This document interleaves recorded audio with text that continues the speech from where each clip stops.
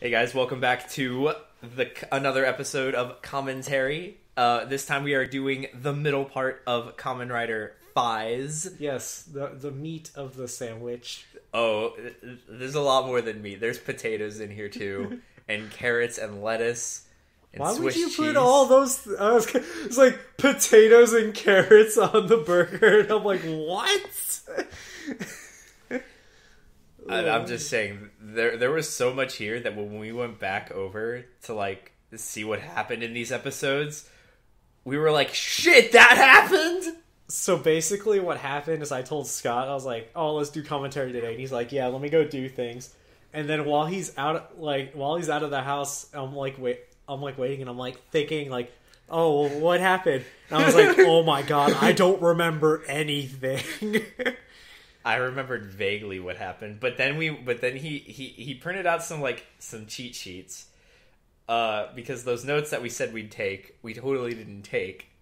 So thanks to this cheat sheet, we remembered that a lot happened. Last time we left off, I forgot that the last time we left off was when Kiba and Takumi got thrown off a bridge. Yeah.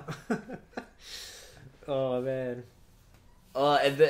And then we go on from there, essentially. Like, after they get thrown on the bridge, Keitaro and Kusaka...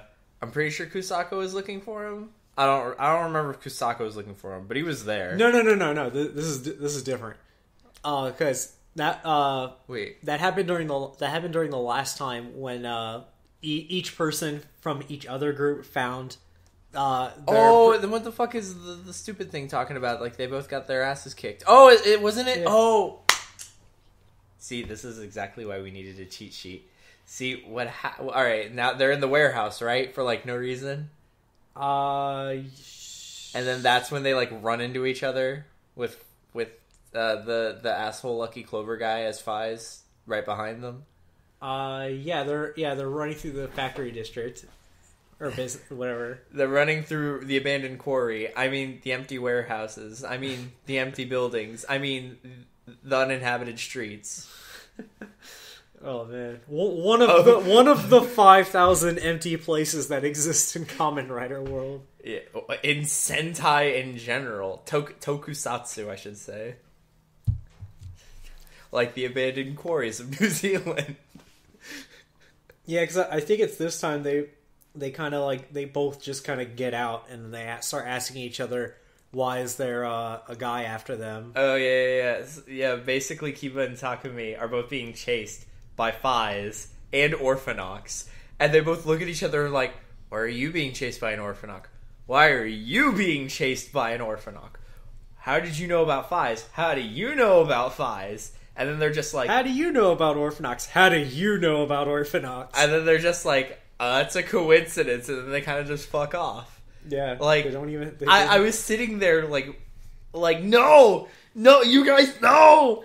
And I just told I told Scott I think two times before this shit goes on for a frustrating amount of time. It's not that it goes on for a frustrating amount of time. It's like the fact. It's not the amount of time. It's the fact that. The times where it should come up, they just kind of don't bring it up because obviously it's too heavy to bring up. Like, oh yeah, I'm a Kamen Rider. Oh yeah, I'm an Orphanox. Wait, you're that Kamen Rider? Oh, wait, you're an Orphanox? Oh, yeah, like a frustrating amount of time. It's not a frustrating. It only. I never said that it was a long time. I just said it was a frustrating amount of time. It sure was a frustrating time. Just like. Oh man, Takumi, you both should be mad suspect of each other. Like, they should be able. I'm surprised that Kiba didn't like come out and say he might be an Orphanox, and then obviously have the completely wrong idea that Takumi might just be an Orphanox who's not attacking humans. That's why he's being attacked by Faiz and other Orphanox. But no. Kiva is just like, oh, whatever, I'll believe him that it's sheer coincidence that I run into him being attacked by Orphanox so often. So anyway, Takumi calls fucking Kusaka and tells him, "Hey, bro, someone took the Faiz belt from me. You should be careful." Yeah. Kusaka's like, whatever, you still probably a punk ass bitch like you. And then Kusaka, like, for some reason, also in the abandoned factory, just gets up like from like a homeless sleep on a pile of boxes. No, remember, because he had followed those two other members of the Ryuseiji school or whatever. Yeah, but it's just like, but like he's still like laying down on a bunch of boxes. Doesn't and he, then like, gets up and wets his hair? No, I thought he like took a shower with his clothes on. No, he did. Oh, he just like runs water through his hair. There's running water in the factory, like from the ceiling, just leaking from the ceiling. Was it. For some reason, that translated in my mind as him taking a shower with his clothes on. I'm just like, who the fuck takes a shower in a leather jacket? And then he walks out, and there's the guy who has the Faiz belt, and then they fight. Fucking punk bitch. Yeah. Turns out he was a punk bitch. Yeah. Because guess who comes back and throws Takumi the Faiz belt a little bit later? Yeah, and then, anyway, Takumi and Kiba go to do the pizza job. That we didn't talk about yet, I don't think. Maybe a little bit. Yeah, we talked about it last time because that's how the last episode starts with them doing it, and then this continues it. Right. And while they're doing the pizza job, which is really funny. Yeah, we find out that the pizza shop owner is an orphanaut who's not killing people, and then he gets a deal. If he kills Takumi and Kiba, he gets to not die. He gets to not die. So then he attacks them. And then, the business lady, Lucky Clover, shows up and she transforms her protege. And then, so it's a three-way, it's like a team of three orphanauts fighting Takumi and Kiba. And they're both fending them off in human form. See, technically, I feel like that makes a little bit of sense considering, but we'll get to that a little bit later, and I'll come back to it later if I remember, which I probably won't. But whatever. Yeah, I have an explanation for that. Maybe it's bullshit. I have an explanation for that. Like our explanations are probably the same. It's just like we don't. At the time, it's just like, Kiba, just transform. You're a fucking tank. Just murder them. But he doesn't want to transform in front of Takumi. Anyway, the fight leads to the abandoned train yard, where the other abandoned places in Tokyo, and fucking Kusaka shows up, throws Takumi back the Faiz belt. And then when Takumi is like still kind of struggling to fight two orphanauts at the same time, Kusaka's like... No, Kusaka rides in on his motorcycle and just tosses the Faiz belt at him. And then Takumi's fighting for his life. Kusaka is still just sitting there on his motorcycle like, yeah, whatever. Yeah, and then he's like finally like, you know what? Here, take this. And he throws him the fucking gauntlet that lets him turn into XL form.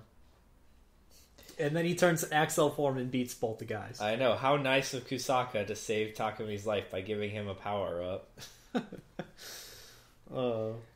I'm pretty sure, like, the idea is that the Axel form doesn't work with the Kaiza belt and only works with the Faiz belt, because if you look at their designs, they match. So that's why he, like, hands it to him. The faceplate symbol on the chip for the XL gauntlet looks the same as the faceplate chip on the Faiz belt. Yeah, so it's like he probably tried it and it didn't work, so he was just like, whatever, I'll just give it to the guy it's supposed to go to, I guess. Oh man, I bet there's some stupid SIC side story where Kaiza uses Excel form. God, no, don't say things like that. Oh man, SIC just ruins everything about Kamen Rider. Does it really ruin everything? Oh well, I mean, actually, I think it would have made Ryuki. All instances of everything outside of Ryuki's ending were better than Ryuki's ending. fucking genocider turning into fucking Geno survivor. But that's got nothing to do with this. Anyway,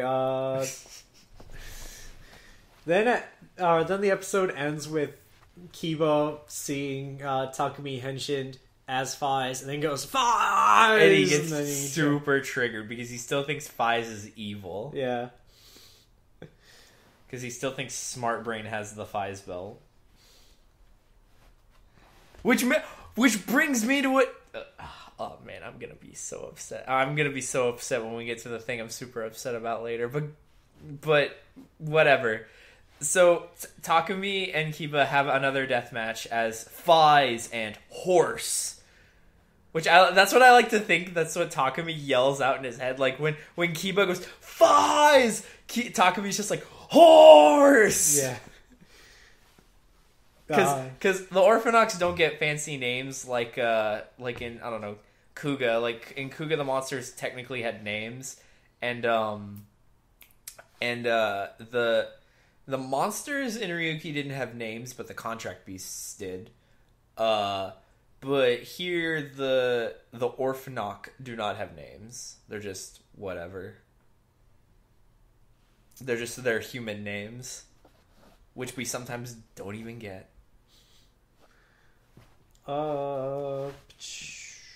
And then after they fight to the death again and no one dies again, they kind of just fuck off, I think. Yeah, they both like land blows on each other and then they just kind of leave. They just kind of fuck off. And thank God no one saw, or neither of them saw each other whatever. Yeah. Thank the God. Then the next episode has I'm pretty sure no, it's because the funny part is like in order for Takumi to get away, Kiba was just like, I'll distract them as a decoy, and Takumi was just like, you'd sacrifice yourself for me? And he's just like, yeah, dude, go for it, because Kiba doesn't know Takumi is, or Takumi doesn't know Kiba is an Orphanoch. Yeah. So obviously it's just like, oh, this one guy is gonna, fight two Orphanochs by himself. And there's no way. But they share a bro look at each other as they separate. And then that's when Takumi gets the Faiz belt. And then Kiba is like, man, I wonder if that Takumi guy's okay. Then he sees Faiz, he goes, Faiz! And then that's when he attacks him. And then the next day, he sees him and he's like, oh my god, you're okay! Yeah. Oh, it was great. It was just like, oh man, I'm gonna... And then Takumi was just like, hey, how did you get away from those Orphanochs? Why were Orphanochs after you anyway? And he's just like, oh, you know. You know. And I'm just like, Takumi, you gotta...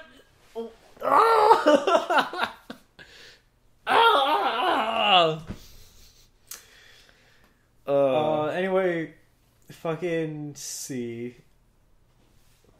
Yeah, I'm consulting the cheat sheet. I was kind of hoping you'd consult it while I was saying more things, so that way I would try to hide every time you would say something, I would want to get involved in it, and I would forget that I'm reading the cheat sheet. I'm trying to like hide the fact that you're abusing the cheat sheet. Like he's literally got it planted up in front of his face. Yeah, I do. Oh man. Anyway, Kusaka's back, and then he's just kind of fucking around, putzing around, because he's a dick. He's a dick. Yeah, and then you know what? You're right. The SIC totally does make Kamen Rider worse. Because I'm gonna spoil something in the SIC. In the SIC, Kusaka rapes Mari. Or is it a novel? It's some novel where he rapes her. I didn't read any of the SIZ stuff for I just happened to see it in like I was looking at Faiz stuff and I see it and it's just like, oh, people hate Kusaka, especially in the novels where he did that, and I was just like, Jesus Christ, what a fucking psycho. I honestly I'm actually not surprised at all. I mean, I'm not surprised. Well, I'm not surprised in the sense of like I couldn't see him doing it. I'm just surprised that like they'd put that in a thing related to a toy show. I'm just surprised. Not at the fact that Kusaka would literally be a crazy rapist. Like, he's definitely the type of guy where if we let him do the things, he would have definitely raped her. I'm willing to say that I don't necessarily think all the SIC stuff is meant for the same audience as the kids watching the TV show. I mean, you're right, but still. I'm just saying, like, Jesus, they did that. They connected that to Kamen Rider. Yeah. Right. Also, at the same time, the bad guys are like, oh, hey, Mr. J, since Mr. J's dead, we should get another member for the Lucky Clover. And The Lucky Clover gang. Yeah, and so, like, bitch boy and businesswoman... he's not a bitch boy just yet. Bitch boy and businesswoman both go and pick up... By the way, bitch boy is our new nickname for Glasses Guy, the poetry reading asshole who stole the Faiz belt and then got it unstolen. Yeah. Or restolen. They both go and pick up someone to help them with recruiting. Getting the Faiz belt back, because I guess if one of their lackeys helps them get a Faiz belt, they can go become a Lucky Clover member. And that's basically like the Orfnock bounty. Yeah, if you can bring back the Faiz belts, the Kaiser belt. Or the Kaiser belt, you get to be a Lucky Clover member. Yep, them's the breaks. Them's the rules. Yeah. But we still don't see this fourth mystery member of the Lucky Clovers, Kitazaki. Yeah, who they keep talking about in such important capacities, but when you meet him, he's not that at all. It's also like everything he touches turns to ash, and they're making a big deal about it. Yeah, because like the guys will just walk in to the bar that they hang out at, the Clover Bar. Yeah, and then the businesswoman who owns the bar goes, "Oh yeah, Kitazaki was here," and then she'll point to like a glass or a gift on the table, and then it just turns into ash. Which leads me to believe that Kitazaki has such fine control over his dust powers that he can either put a timer on it, remote activate it, or he just likes fucking with people and make them and like hand them things and then just like and then walks away and then just and if you can survive there no, because remember, you can control the intensity. Oh yeah, there's that. Anyway, so then there's a conversation between Takumi and Mari about fucking having feelings for people and stuff, and then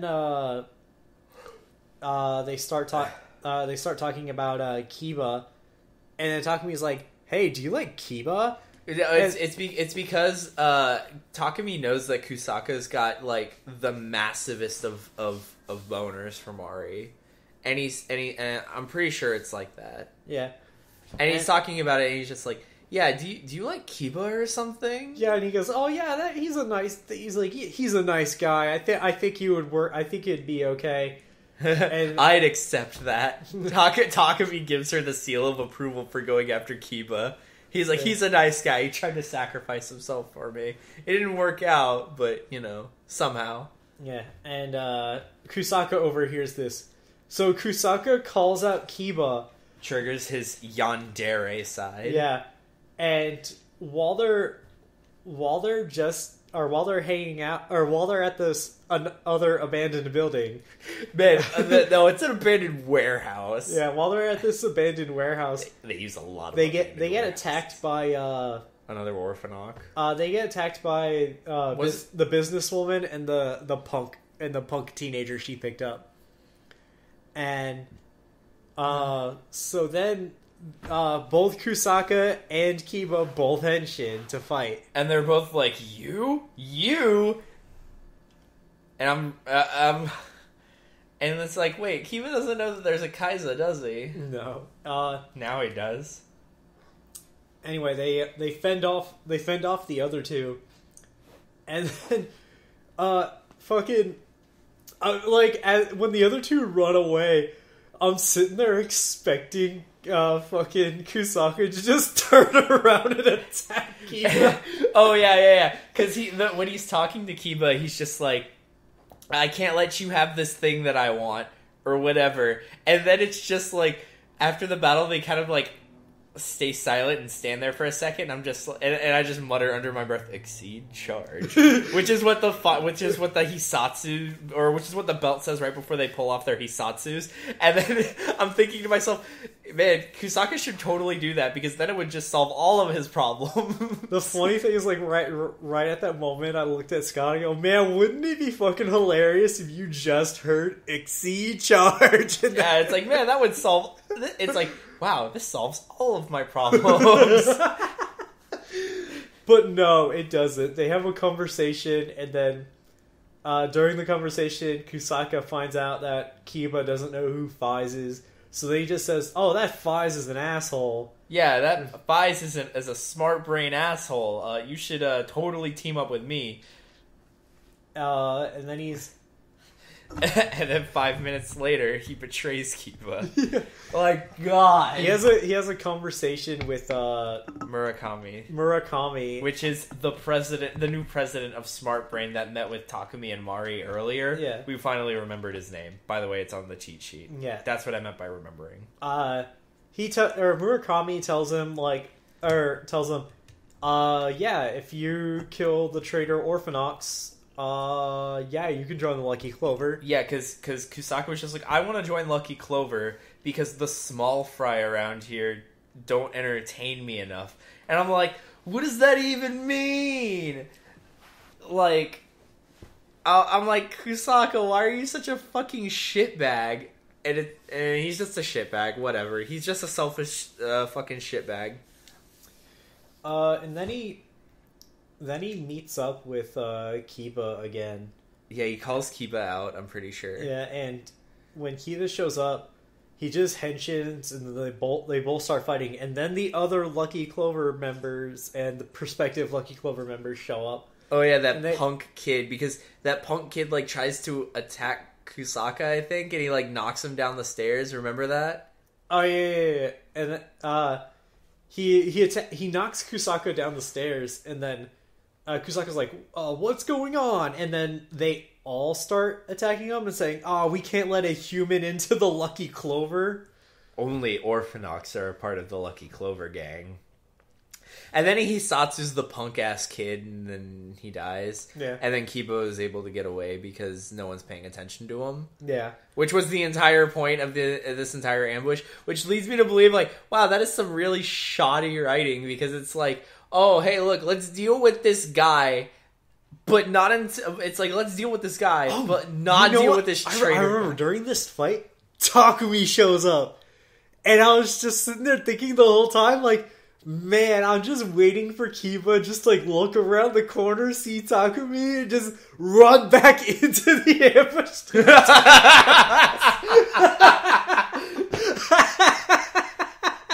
It would have been great. Oh, he's just like trying to get away, and then he sees Faiz attacking the other Orphanox. He's just like, gotta get back in there. But no, that doesn't happen. That doesn't happen at all. Kiba runs away. Kiba gets away because he's almost dead again. Again. Yeah. And then let's see. Murakami shows up, interrupts the fight. He does his Jesus thing where he floats into the air and throws a fireball. Throws a spirit bomb at them. I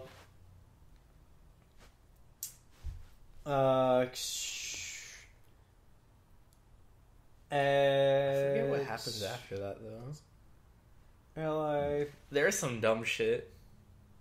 Oh, and then Kaido, like, this sentence literally says Kaido made another decision as he was rejected by Mari. Oh yeah, he keeps trying to, like, Kaido keeps trying to hit on Mari because he's, like, fallen in love with her. Yeah. And she's just like, no, you're a fucking moron. Which... Oh, wait. Yeah, this is the moment where he's, he gets the white suit and the engagement ring. And then he asks her to marry him. Oh yeah, because he's a fucking idiot. Like, he's, like Yuka says something like, a girl would love to be married to the guy she secretly likes. And for whatever reason, Yuka is, like, trying to... her idea of cheering Kaido on is telling Kaido that Mari secretly does like him, just, like... But she doesn't want to say it for whatever fuck reason, which makes no sense whatsoever. Yeah, and... Then he goes out to some, like, waterfront, like, throws the ring to the water. He goes, "Oh no, I threw the ring! Shit!" And then he sees a kid about to jump off a bridge. Because he's an orphanoc. Yeah, and then he goes to save the kid. Turns out that this kid was turned into an orphanoc, like, just the other day by our boy who hasn't shown up yet, Kitazaki. Really? Yeah.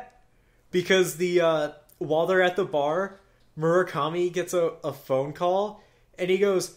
Then when he puts it down, they're like, what was that? And he goes, "That was Kitazaki. He told me he just turned someone into an orphanoc." You're right. That did happen. I forgot a lot of things that happened, except in the last couple of episodes. Yeah. The last couple of episodes had a lot of shit. Yeah, and then we get the buddy shit between Kaido and this rabbit orphanoc kid. I'm just gonna call him Rabbit. Yeah. And then they're like, they come up with a secret scheme to fucking get the belts, so that they can fucking get, or so they can join the fucking Lucky Clover. And oh my god, and their plan is great. Their first plan is to lure out. No, okay, I'm going to clarify. It's not their first plan. It's the first step of their plan. The first step of their plan is to lure out Kaiza and Faiz by attempting to kidnap Keitaro and Mari. And when the kid was just like, "Well, why don't we just kill them?" He's just like, No. Don't kill her. Don't kill anyone. We'll just scare them. We'll just scare them." So he starts... So he jumps in front of their van, and he does the thriller dance. I specifically wanted to get to, and mention this. Like, he does the thriller dance, and he starts, like... I started remembering it as you were getting closer to it.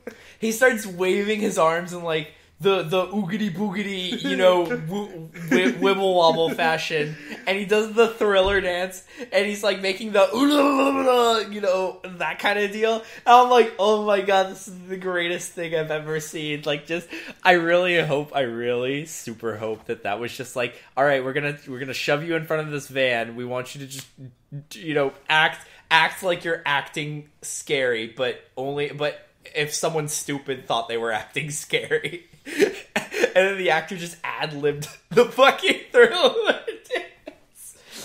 So they kidnap Mari and Keitaro, luring out both Takumi and Kusaka, right? Yeah, he gets both. So they both henshin up, and they start fighting Kaido and the Rabbit Kid, and they escape, and they had to... Man, I don't know where they fucking did this, but... So, Kusaka and Takumi are chasing them. And then they get to a bridge, to a police blockade. And the police are like, "Oh, we need to check your possessions because of fucking suspicious bullshit." And then they go through their stuff, take their suitcases, load it into the car, and say, "We're taking these as evidence. These belong to Smart Brain Incorporated." No, they don't even say that. They're just saying that they're taking it as evidence. Oh, yeah. And then they go to leave, and then they're like, "Wait a minute, that's them!" And then fucking Kaido and the Rabbit Kid drive off. They just drive off. It was the great... I was honestly surprised that it worked in any capacity whatsoever.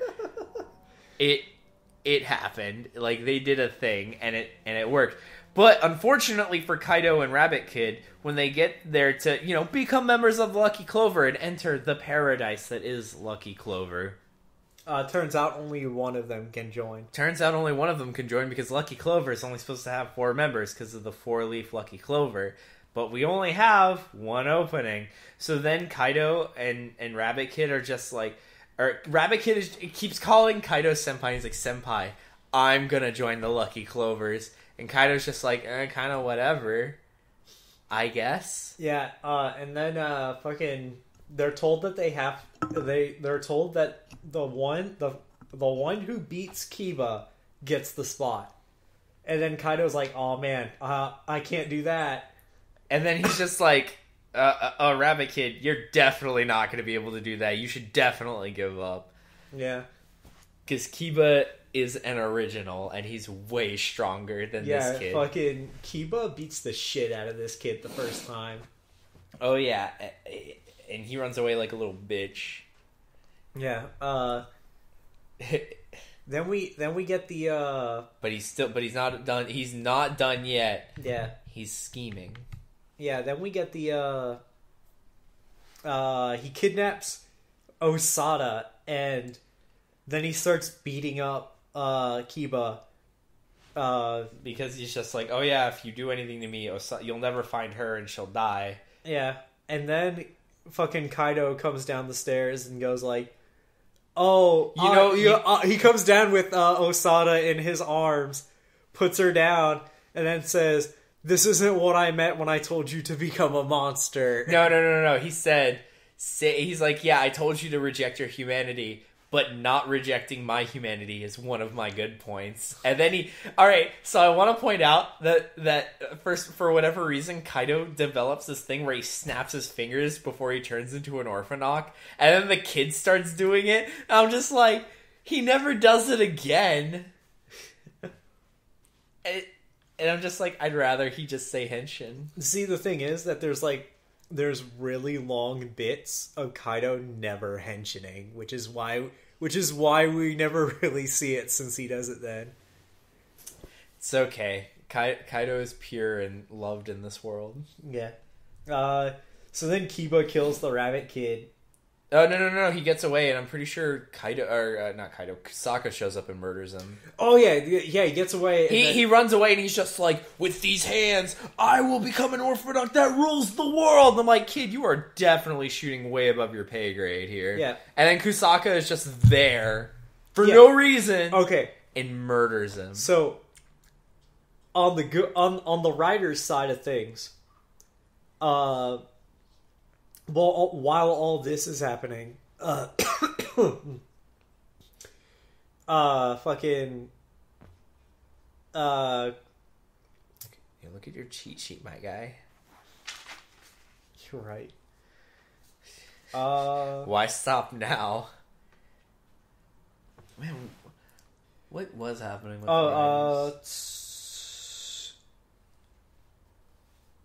let's see. Pretty sure Kusaka was doing some gank shit. Kusaka gets captured by Smart Brain. That's what was going on. Yeah. Oh, right, because him and Takumi are underground, and then... Yeah, Keitaro and Takumi use some cleaning uniforms that they just so happen to be cleaning, or that they just so happen to be doing in the laundry, to sneak into Smart Brain to save him. And then Takumi finds him while Keitaro just decides to actually clean. He's actually cleaning because he's a moron. Yeah. He's so pure. So dumb. Yeah. Takumi saves Kusaka from Bitch Boy, and they escape down underground, and they find in a secret elevator. Yep, and they find the secret underground school that we've been cutting to occasionally to these dying construction workers that have been trapped underground for weeks. Months, I would even say. I don't know how they're not dead without water, but they're not. But now they're extra dead. They melt because of science. They're wearing weird belt-esque belts. Yeah, they're wearing weird gear belts and Yeah. that turn them into puddles of nothing. Yeah. Not even ash. I mean, sort of kind of ash, but they like melt. Like the effect is definitely different. Yeah. And then while they're down there, We get the return of my favorite Ryuki tradition. yeah, Kusaka's adopted, or the Ryusei kids' adoptive dad shows up. And in a He's deep, like- booming voice, Tatakai. Just he does the Tatakai, and it was great. He doesn't start it until after the. Well, he does it. That's the important. That's to me. That's the important part. He does my favorite Ryuki thing. Tatakai. Yeah. So what's their fucking bitch boy and businesswoman show up in henshin with the belts and start chasing them, and eventually they get to a room where they're finding a bunch of belts being developed. For some reason, in order to develop a belt, you have to just drop it in Nevada chemicals. Yeah. Like that's how you electronics, right, guys? Uh, But you know, whatever, science. and then they're told like not to touch it because they're dangerous, whatever. Yeah, if you put on these fake, I say Delta belts, but like they're just fake belts. Yeah. If you put on these fake belts, you disintegrate. Yeah. Like harder than if you use the Kaiser belt, because at least with the Kaiser belt, you get the one shot where you transform and do a thing. With these belts, no, you just die. Yeah. The As Then- evidenced by our dead construction workers. then bitch boy and businesswoman walk into the room. And then we get the appearance of the Goat Orphanok, who just casually beats the shit out of them.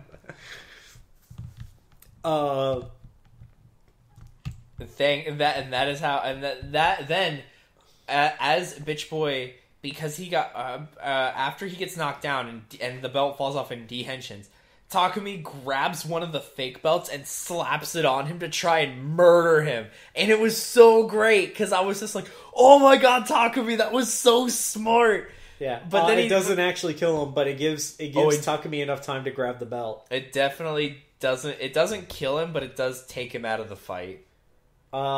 Basically for the rest of forever too. And then the Goat Orphanok knocks the belt off of businesswoman, and then Kusaka grabs that and henshins. Then they end up outside. And then somehow Kusaka gets his new upgrade thing. It's like after the Goat Orphanok leaves, his dad throws it to him. Tatakai. Yeah. And then he throws him like this like Faiz has this thing that goes on his ankle for his exceed charge, what is it? Crimson Smash or whatever it's called? Yeah, whatever. His rider kick. And then Kusaka gets basically that. It looks a little different, but it's basically the same thing. He slaps it on his ankle, and he's able to do a rider kick. Yeah. Now, and then that's what he does to the rabbit kid. Like he just happens upon him after hearing Tatakai in order to survive. It's like Tatakai, and you will find all the answers. Yeah, and then that's where Kusaka just comes out of nowhere. But for me, just thinking about it from like the Orphanok side of the story, it's just like this kid is just, you know, running around inside of a baseball stadium, and then just Ryder appears and kills the shit out of him. It was great. Now we get the bit where they start leaning into the Delta Belt plot. Oh yeah, Uh, because somewhere around here is when we find out that there is a Delta Belt. yeah, fucking Kusaka and Mari are called about the Delta Belt, and then they go to meet up with the other Ryusei kids. Because they don't know where it is. Yeah, and Takumi goes to follow them, and Keitaro, which, by the way, there's this running gag where Keitaro will walk into the room when they're having important discussions, and then go like, "Oh, what's this about?" And then they won't talk to him about it, and he goes, "Come on, guys, I just want to be involved too." And it's like, Keitaro, you're not a Rider, and you're not a Ryusei member. Yeah, so he gets so fed up with it that, on top of the fact that he was relying on them to work that day, that he makes a help wanted poster and puts it on the shop. Because like everyone's always fucking off. Yeah. So he's just like, I need to hire someone who will actually work and not, get busy with being a Kamen Rider or other Kamen Rider involved stuff. And that's when we meet this new girl who sort of like walks in and is just like, hey, I want to apply. And she's adorable. Too pure for this. Saya. No, we don't know it's Saya yet. The thing is... They use her last name at first, because we're not supposed to know she's Saya until later. Because they say the name Saya when they're talking about who might have the Delta Belt. Yeah. Spoilers, this bitch has the Delta Belt. Yeah. This is Saya, the Delta Belt user, who's been murdering people as Delta.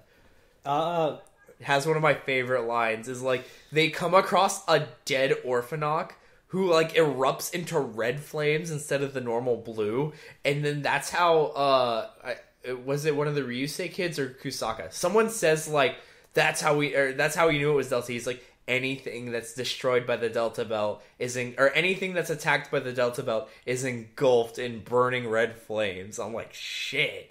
Yeah. That's cool. Anyway, they have a whole thing where like the Ryusei kids keep fucking... They really want yelling the Delta Belt. At each other about the Delta Belt. Because the Delta Belt is far more powerful than either of the other two belts, and it doesn't kill you like the Kaiza Belt. Yeah. And people can use it. Regular people. People who aren't Takumi can use the Delta Belt. Because only Takumi can use the Faiz. Only people who can use Rider belts can use the Faiz belt. That's how I'm going to phrase that for until later. Only people who can use Rider belts can use the Faiz belt. And I didn't say anything that would lead people to the suspicion of the actual answer. I just said it allows regular people to do it. That's extra more suspect than what I said. Because remember, Kusaka can use a Rider belt. And unless they pull some bullshit later. Don't tell me they pull some bullshit later. I guess they do pull some bullshit. Whatever. We'll get to that in a minute. Anyway, these kids are super... Like, I think my favorite part is when one of the kids, like, gets up into Kusaka's face, and he's talking about the Delta Belt, and he's talking about how strong it is, and he's like, the Delta Belt gives you the power to rule the world. And I'm like, guy, you need to chill. Yeah, that's like, he says the most suspiciously evil thing. It gives you the power to rule the world. And I'm like, man. What? I'm like, bro, you need to chill out. He's definitely... we find out that everybody who's used the Delta Belt so far has succumbed to the influence of power, and they ultimately are corrupted by it. They also get superpowers. Oh yeah, they also get superpowers too. Because they knock out Kusaka by throwing lightning at him. It's okay, they totally forget about it later. And also, we get the introduction of one of our new featured Orphanoks. We get Sawada-kun. Yes. We don't really know he's Sawada-kun, but we find out in an episode later that there's this kid at a rave. It starts off with a bus ride. Oh, he's at a bus ride. Oh, he's taking a bus ride. All right. Hold on. I want to point out that this kid is dressed like people I knew in middle and high school. And it's really difficult for me to describe that. And I'm going to say, if any of you remember what it was like to be a goth in the year 2005, that's what this kid looks like. That is exactly what he looks like. I will not... he looks exactly like an emo from 2005. Yeah. Except he's not super pale white because he's Asian. Yeah. All right, fine. All right. minus the super pale whiteness. He's got the long hair and the super draggy bag pants that, like, cover his shoes with the chains everywhere. All black, obviously. I have a better word than goth. Punk. He's dressed punk. No, that's not what punk means. He's definitely emo. He's not goth. He's emo. No, the thing is, I personally don't get the emo thing off of him. Oh, he's definitely emo. I mean, he acts emo, but I don't get it from his clothes. He's definitely emo. Like, he's emo, not goth, because he doesn't have a lot of piercings, and he's not punk because he doesn't wear band tees and have colorful hair. Well, all right. I'm being a little unfair to punk rock. It's trust me, punk style is different from emo style, and it's different from goth style. I knew these people. I know. I remember. Whatever. Anyway, so he does this thing where he makes like an origami figure. Subtle differences, and then he burns it with a match. He sets everything on fire, and then where he doesn't set everything. And then after he burns the origami with the match, he turns into his orphanite form and kills everybody on the bus. Then he does the same thing at a dance club, at a rave. And he's at an abandoned warehouse. Yeah, he's confronted by businesswoman who is told to go find him. Yeah, she's just like, wow, you're doing that thing that we like Orphanox doing. Murdering as many people as possible. I mean, you're also murdering Orphanox, but, whatever. Yeah. Then he just kind of fucks off, and eventually, then the kids, then the fucking super dysfunctional Delta kids, kidnap Mari, because they think that Sawada might have the belt. And because he wasn't there. Yeah. And then Sawada shows up, and the kids are like, oh, you, like, it's like, we're gonna beat you up because we got these powers from the belt. And then Sawada's like, I attained something far more powerful from the belt, and then he turns into his orphanite form and fucking murders those two. I think, yeah. I'm gonna go with that because we never have to deal with those kids again. And then Kusaka and Takumi show up, and they fight Sawada, and then Sawada runs away. Oh, he's wasn't he like whooping their asses? Kind of, and then Kusaka goes to do his rider kick, and Sawada like runs off after he gets hit by after he dodges the spike. I'm sorry. I had to show you that picture. Anyway, what was I saying? I was saying nothing. You were saying things. What were you saying? I was saying Sawada fucking parried rider kick and then just walked off. Yeah, just fuck off. Yeah, as one does. Well, but with the introduction of Sawada's murdering people. We now get the introduction of the final Lucky Clover member, Kitazaki. Were you about to say our favorite character? He's not my favorite character. He's not my favorite character. My favorite character is actually Takumi. My favorite character is actually fucking Kiba. He's also good. He's probably my second favorite. Oh yeah. But anyway, so we just see these three punk dudes.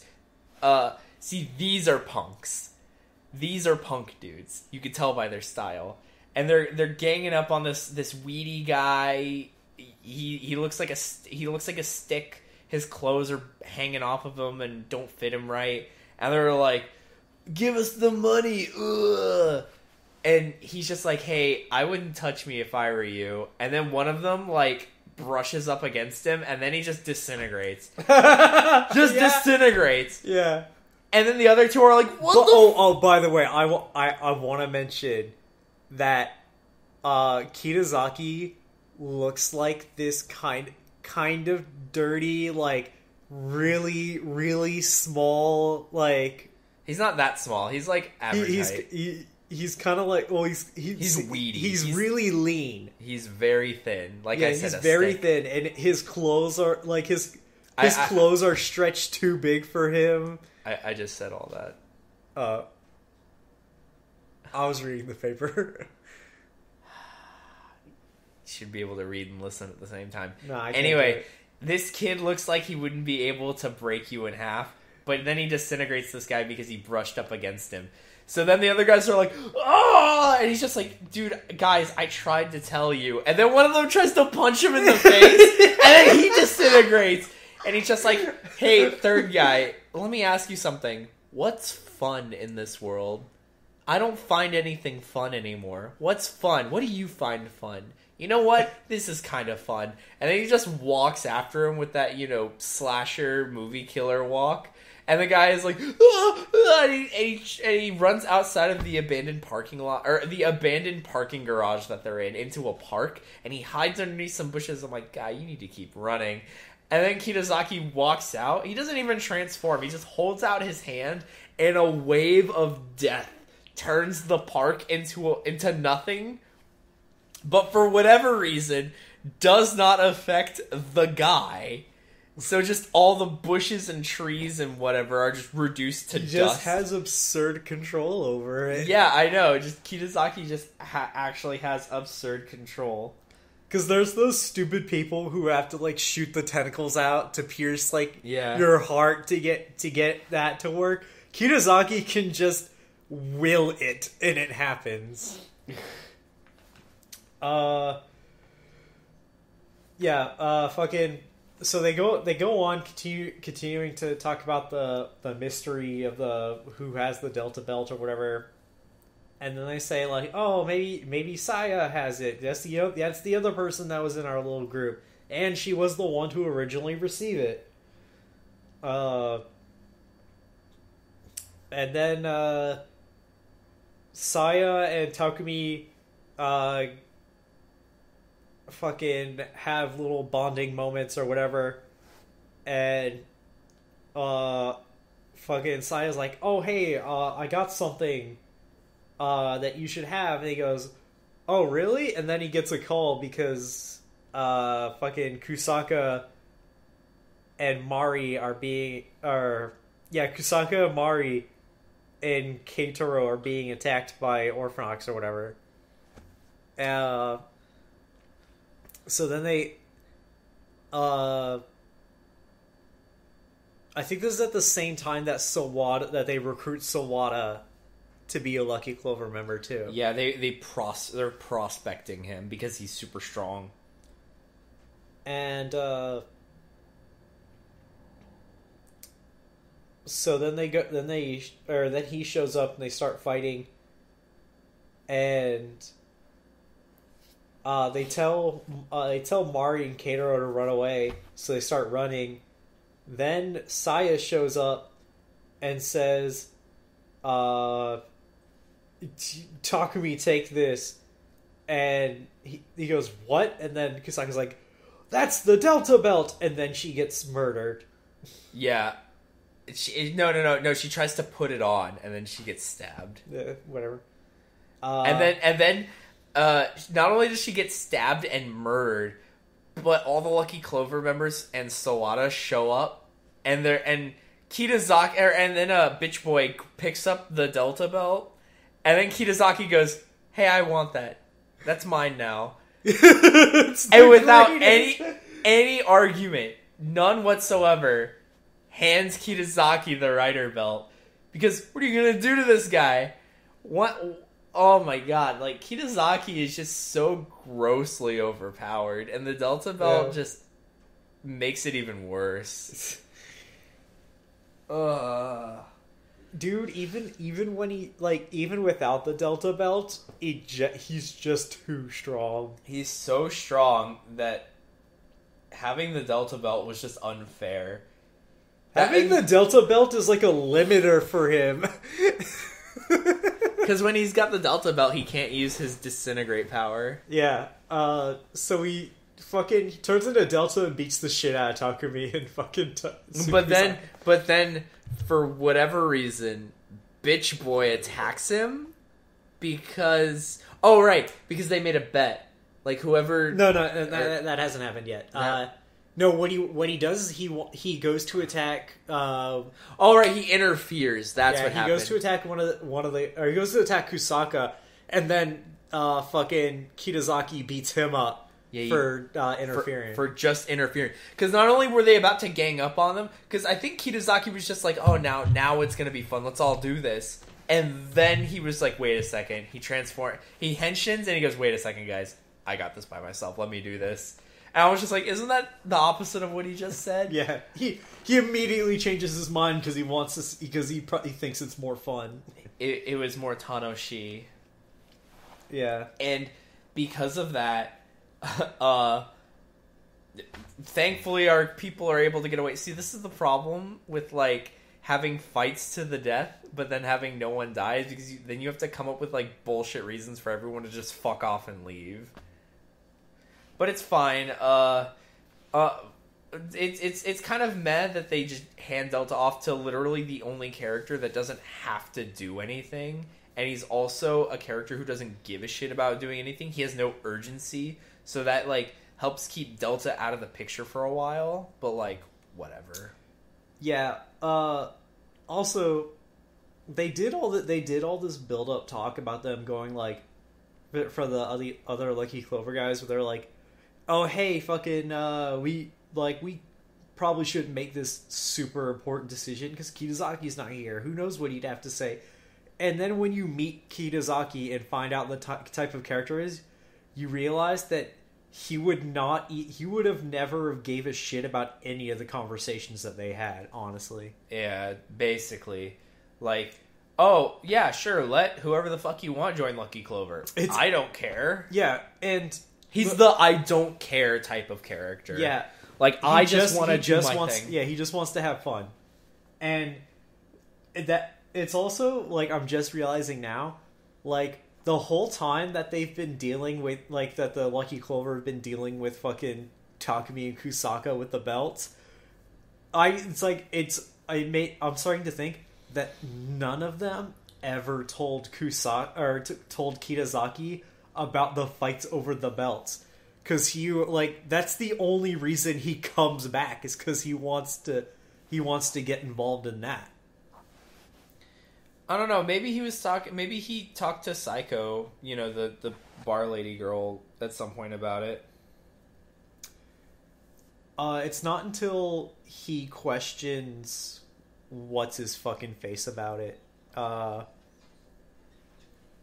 bitch boy Takuma.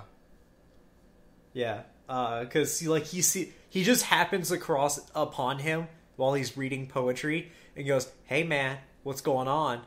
Are you guys having fun? You gotta tell me if you guys are having fun." And then he likes fucking with Takuma, which is what bitch boy's name is.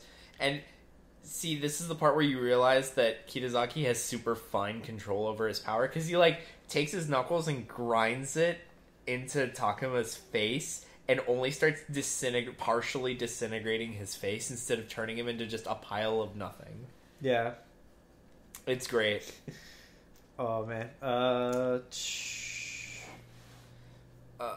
What? Then we get the part where Kitazaki's like, "Oh, let's make a bet to see who can kill Kiba and the other riders," or something like that. Yeah, who kills Kiba first? Who kills Kiba first? That was it. And then Takuma was just like, "What kind of bet?" Because he's literally All right, so I was as I was reading stuff for Faiz, someone was pointing out like, "Oh, why is this guy who is super, strong in his first appearance, like, suddenly become a little bitch later?" And someone pointed out that he's that smug snake character that's supposed to get his comeuppance, but his comeuppance comes, like, over a long period of time instead of, like, oh, he gets his, hoist by his own petard moment. Yeah. It starts off with him getting his ass kicked by Saya as Delta, so first now he's scared of the Delta Belt. Yeah, and then with the return of Kitazaki, he's afraid of Kitazaki.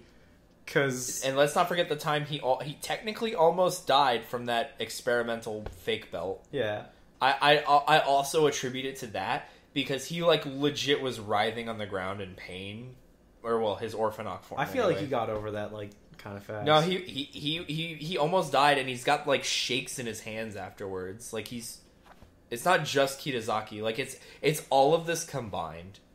I still think like the whole almost dying as an supposedly immortal Orphanoch. I mean, Orphanochs aren't immortal, but unless they get like fucked, they're effectively immortal at this point. Yeah. And then the winner of the bet gets to slap everybody else on the arm. So if Kitazaki wins the bet. I thought it was like the winner gets to like ask everyone to do something or something like that. That's what this thing says. And so like that's extra incentive for Takuma to win, because if fucking Kitazaki slaps you on the arm and he happens to particularly not like you at that second, you're dead. You just disintegrate. Oh man. So then they all start going after fucking which is weird Kiba, because they should know where he is, because Smart Brain gave him an apartment. Yeah, that is. I forgot about that, honestly, because they were like, after initially when he started opposing Smart Brain when we were watching, I was thinking to myself like, man, how are they still in this apartment? And then I just kind of forgot about it. Yeah, they should definitely be homeless right now, but whatever, it doesn't matter. Yeah. I mean, it's just a plot hole. Yeah. Baby. Sawada attacks Kiba, then Takuma joins in. Kiba runs away. Then he gets attacked by Psycho. He's literally just reading this verbatim. Not verbatim. I'm skimming it and giving fucking spark notes on it. You're spark notesing or spark notes? Yeah, I'm spark notesing spark notes. You guys couldn't see me, but I had to look away off to the other side of the room. Yeah. Oh yeah, because right before this, there's a 6-person conversation between Kiba, Takumi, between our Orphanoch team and our Rider team. Yeah, Osada, Mari, Kaido, and Keitaro. Oh yeah, our Rider team minus Kusaka. Yeah. And they're talking about Orphanochs. Yeah, they're talking about Orphanochs or whatever. And I think it's a little funny because fucking it's this scene. It is this fucking scene that made me like, you guys should think that someone here is an Orphanoch. Well, the thing is, in this room, there's like the only people that actually know anything is Takumi knows that Osada is an Orphanoch. Takumi. All right. No. Hold on. Let me finish this. I know what you're gonna say. Let me finish. Osada knows that Takumi is Faiz, and Kaido knows that Takumi is Faiz. That's all. Okay. So Osada and Kaido know that Takumi is Faiz, but Takumi knows that Osada is an Orphanoch. So because of all those times that Kiba has been attacked by other Orphanochs and been involved in other Orphanochs, he should immediately think, maybe this guy is also an Orphanoch. But he doesn't.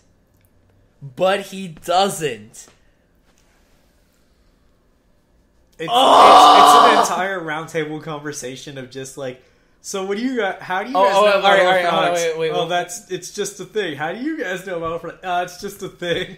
and then like we get like, oh, what are you gonna do to Orphanochs? And Takumi's just like, because Takumi sort of like developed a sort of connection with Saya before she died because she was also a Nekodita. Yeah, he's like, now I want to kill them all. I want to murder all the Orphanochs. And Kiba was just like, all of them? And he's like, all of them! But anyway, so then the Orphanok trio leaves. That's when the attack happens. No, wait. I'd also like to point out that he thinks that Kiba is a smart brain lackey. Because Kiba was just like, I think some of them are okay or something like that. He's like, what are you, some kind of smart brain lackey? And it's like, it was super frustrating. So anyway, those three leave. And then Keitaro's like, oh no! I just realized that they actually came here to get laundry done. They left before it was finished. And then so Takumi's like, oh, I'll go drop it off. Then he runs into Kiba after he just got fucking smacked around by everybody. Yeah, and he sees him henshin or de-henshin or whatever, and he goes... He sees Kiba in horse form. Then he henshins into Faiz to fight him. And then while they're fighting, Kitazaki shows up as Delta, beats the shit out of both of them until both of them de-henshin. And then they look at each other and they're like, oh. You! They're like, you. It's you. And then they're like, oh, right, this guy's here because Delta has a fucking giant tank motorcycle missile thrower hover bike. Yeah, and then he throws missiles at them. And they have to get away. And then they get away because they can. Yeah, then we have the episode where, like... And then they look at each other and they're like... So what happens is, because... Alright, Takumi holds out his hand to Kiba to, like, help him up. And Kiba knocks it away because he's just like, You're Faiz! You're an asshole! And da-da-da! And I'm just like... I don't think you've seen Faiz do anything assholish in a while, except for that time he tried to kill you earlier, which I totally forgot about, but just remembered.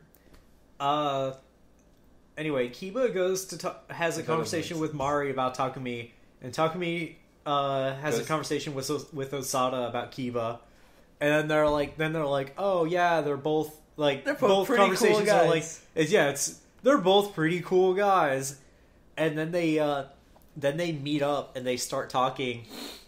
And they're like, I want to trust you. I want to trust you. Yeah. And he's like, we've got a lot of history between us, but I think we can put that behind us. And then a monster shows up at just that time, and then we get the bro moment where they're teaming up and beating the shit out of this guy. Yep. Like, this guy stood no chance. Yeah, he couldn't even take either of them one-on-one, but they're like whooping his ass. Like they're doing that thing where they're in like perfect sync with each other too. Yeah, like they're punching him at the same time and all that good stuff. And it was like super bro moment. And it was great. I loved it. I loved every second of it. But whereas one person loves seeing a proper bromance come into fruition, there is another man who seethes with hatred and jealousy. Yeah, because Kusaka does not like the shining bromance of Kiba and Takumi. He doesn't like it, not one bit. So then, so he hatches a plan. A terrible, secret, dark plan. Yeah. To sever their bond. To sever the true bros from each other. Mari and Keitaro are attacked by the same Orphanoch that they were bromancing on earlier. Oh, because they didn't kill it, right? Yeah. And Kiba happens to cross this, and so he turns into his horse form and runs in to protect them. But they at this point they still don't really know that. Yeah, all right. Only Takumi knows that Kiba is an Orphanoch. Yeah. And so what happens is Kusaka either, I forget if he calls. No, they call Takumi, and Kusaka intercepts him on the way there. Yeah, on the way. He knocks out Takumi without being seen and steals the Faiz belt. And then he turns into Faiz, and after Kiba takes care of the Orphanoch and kills it, Kusaka as Faiz shows up and attacks him. So he's just like, why are you doing this, Takumi? Are you betraying me? I knew you were that kind of person. Even though... and then Because Kusaka, like, with a nonverbal answer, because obviously that would be a dead giveaway, does the thing where he, like, holds up his thumb to his throat and then does the fucking slash. He does the Undertaker. Yeah. And then after the fight, he knocks out Kiba, and then Takumi shows up. And he's like, "Yo, what's going on?" And then Kusaka... No. It's not that he shows up. It's that fucking Takumi he wakes up and he shows up. No, after he knocks out Kiba, because then immediately Kusaka hands Takumi the Faiz belt and says, "Yeah, this guy stole the belt from you. I got it back from you. Don't worry about it, guy." Kusaka moved him to somewhere else and handed it to him. Either way, no. Takumi shows up on his motorcycle.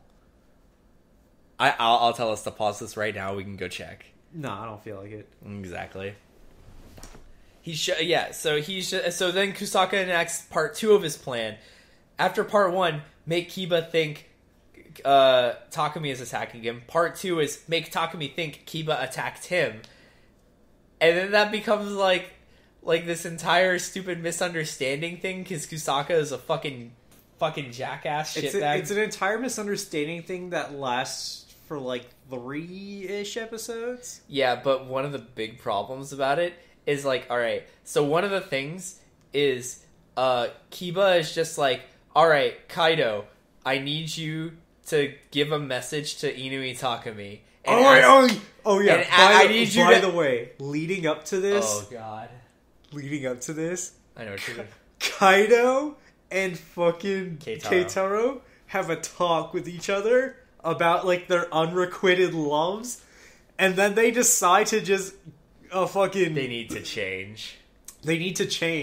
So they both dyed their hair and, like, fucking change their outfits. Yeah. And Kaido is like, I'm going to live funkily, or funky fresh. And then Keitaro is like, I'm going to live powerfully, because the old Keitaro is dead. Which leads to a great scene where they're all eating dinner, and then Mari or someone like that is... I'm pretty sure it's Mari. Mari is just like, Keitaro, what happened to your hair? And he's like, I've changed. I'm going to live a new life. And then she goes, Takumi, why aren't you eating? And then he goes, what? You're not going to listen? No, I think my favorite part is where he goes, the old Keitaro is dead. And then no one says anything. He's like, guys, the old Keitaro is dead? Anything? And they're just, like, sandbagging it is great. But because of that, Keitaro and Kaido are doing a thing. But Kiba... They're having their own bro moments. But they're like sad, pathetic bro moments. They're not the shining paragon bro moments of Kiba and Takumi. Yeah. It's not the same. But anyway, so Kiba is just like, Kaido, I need you to pass on a message to Inui Takumi, because he doesn't want to face him himself for whatever fuck reason. And Kaido's not listening. And Kaido's not paying attention at all because he's playing super loud music. And then he's just like, I need you to ask him, what is it? Oh, yeah. It was like, what is your plan? Why did you betray me? And then, like, he said, all right, so then Kaido and Keitaro were hanging out, and Kaido was just like, oh, yeah, I kind of have a message for Takumi. It goes something like this, and we don't hear what he says. But then later, Keitaro's like, oh, Takumi, I have a message for you from Kiba-san. And Takumi's just like, what is it? And he's just like, I forget, but like somehow the Japanese turned "Why did you betray me?" into "I fucking hate you" or some shit. Like it was some like I can't live like this anymore or some nonsense. Either way, the message got misconstrued and turned from a "Why did you betray me?" into just something that Takumi could get angry at because it was an insult or something like that. Yeah. And then Takumi was like... then Takumi says to Keitaro, my message back to him is, I was a fool to trust you. So then Keitaro gives the message to Kaido, and then Kaido goes back, and he's like, oh yeah, Kiba, by the way, I got a message back from Takumi. Something... You're an idiot. There we go. Something idiot. He's like, Baka. Baka is the word. Yeah. No, he's sitting there, like thinking really hard about what the message is, and then he goes, Baka! I remember! Baka! And then he's... And I'm like, God, they left the messages to the worst people. So then, now we're gonna continue with the Sawada plot of, Mari wants to save Sawada from being corrupted from being an orphanaut. Yeah, because she thinks he still has some humanity left in him. This is stupid because fucking Sawada's entire plan is to kill Mari.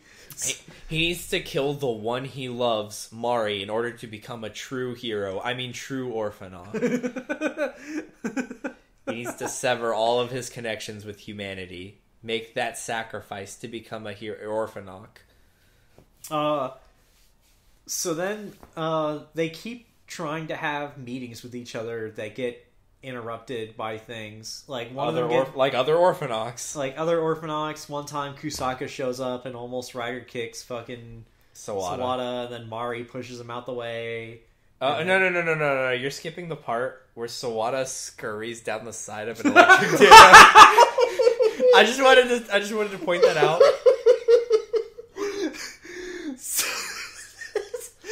Sawada and Kusaka have this meetup, and they just start fighting each other.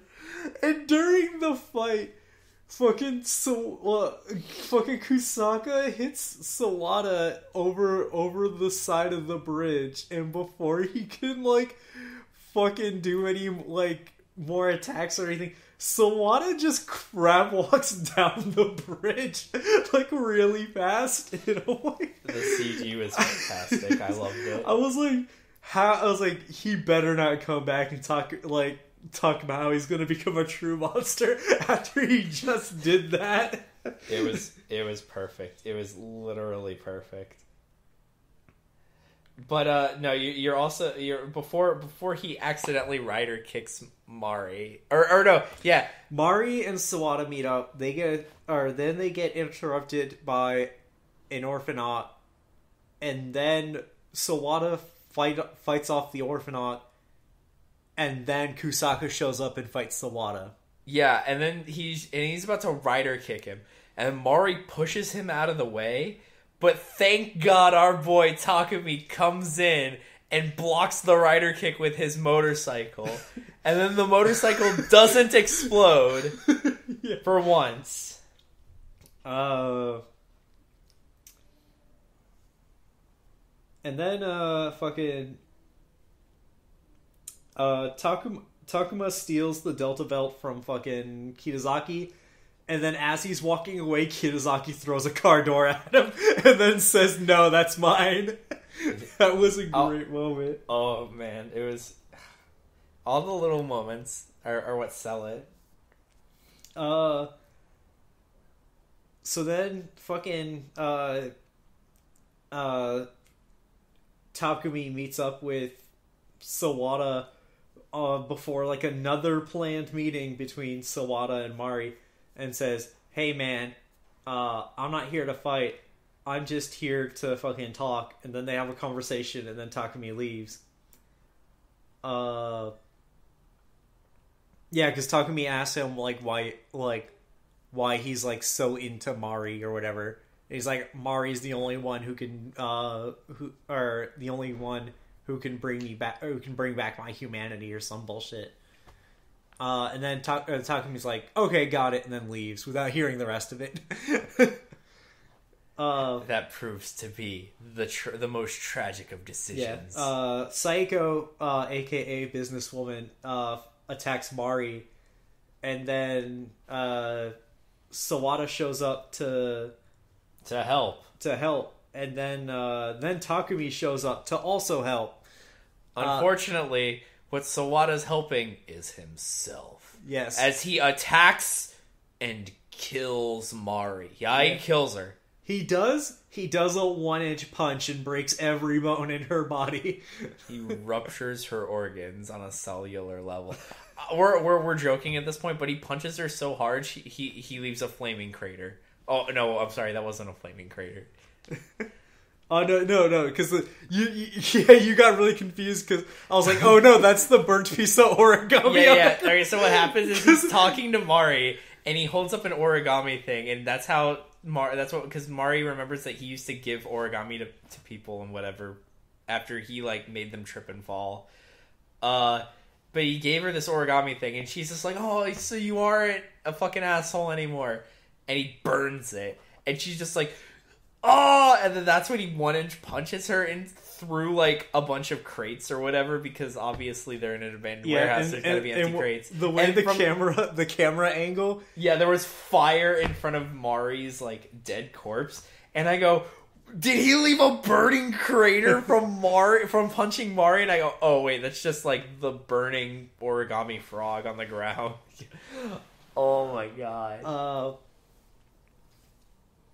And then Sawada fucks off, and then Takumi runs in and is like, "Oh no, Mari! This is all my fault." Yeah.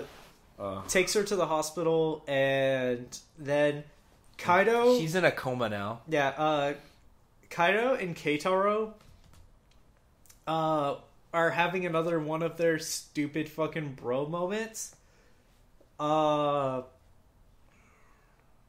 And then they happen upon a fucking this BS plot. We don't gotta talk about burning building kid. I wasn't gonna talk about it any more than just like after the burning building thing, they just kind of stopped fucking doing their funky fresh strong lives. Their funky fresh strong lives. Yeah, they go back to normal. It's not like they acted that much different anyway. Kusaka finds out about Mari being hospitalized, and he's super pissed. He's just like, talk to me if anything happens to Mari, I'm killing you. And then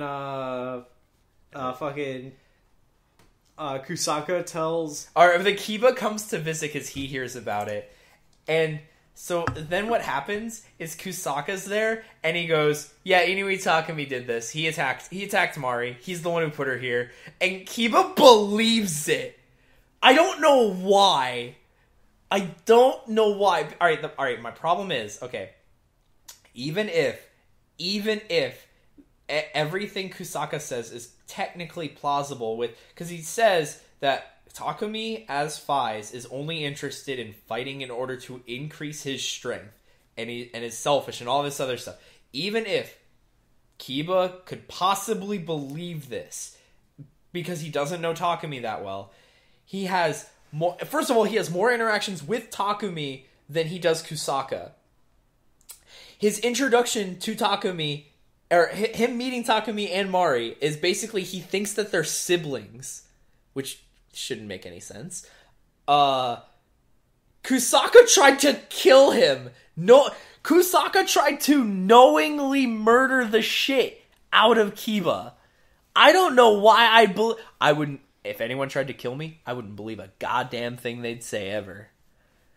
Also, he's coming right off the whole being attacked and beaten up by Kusaka as Faiz.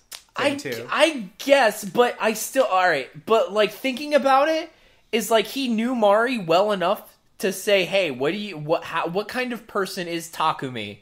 And she said he's a good guy.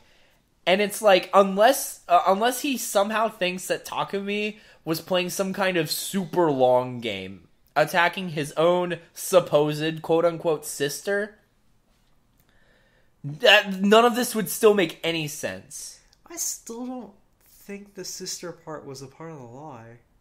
I'd have to go back and check. I'm pretty sure Mari said that Takumi was her brother, and they never bothered correcting that lie because they never needed to. I remember the part about that lie I remember is she goes, "Oh, he made me do it." I'm pretty sure she didn't say he made me do it. It's just that they were starving siblings. No, he said that I specifically remember the sibling part. Because I specifically remember the he made me do it part. I specifically remember the sibling part because it comes up a little bit later, but it stopped coming up because I was just like, oh, they probably just never bothered correcting it, and it doesn't matter. But, like, I'd still be mad suspect over anything Kusaka... Or if I were Kiba, I would be mad suspect over anything Kusaka said because he tried to kill him. That's all. I'm just saying, like from what Kiba knows about Takumi, even with the whole Faiz attacking me deal, even with that, why would he attack a human who has nothing to do with the Orphanox in order to quote unquote test his power? Exactly. Like that's just my thought. Maybe if I were actually in a situation like that, it'd be different with like a full on lie. And like I'm not a third party, or like as an audience member, I'm a third party observer, and I know all the details that the characters don't. But I'd like to think I'd still be a bit more skeptical of a guy who tried to murder me, and him trying to tell me that a guy I know tried to kill this girl that I know. I'm more accepting of the whole thing. So then they cross each other in the hospital. Oh yeah, and they're now both Takumi's trying to visit Mari in the hospital, and because of fucking word choicing, Kiba is just like, so it's your fault Mari's here. That's how he phrases it. It's your fault that she's here, and because Takumi could not protect Mari. And he does blame himself. He blames himself not only because he couldn't protect her, but because he trusted Sawada to not murder Mari. Because he goes and talks to Sawada, remember? He's like, I'm entrusting Mari to you. And then Sawada murders her. Or, well, puts her in a coma, whatever. He's about to murder her because she's about to be dead. Yeah. And so he blames himself. So he goes, yeah, it is my fault.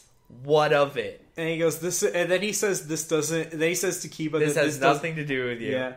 And then they go off. Then Kiba goes, let's take this outside. Yeah, then they both go off to the beach to fight each other. And during the middle of the fight, Delta shows up. Kiyosaki shows up.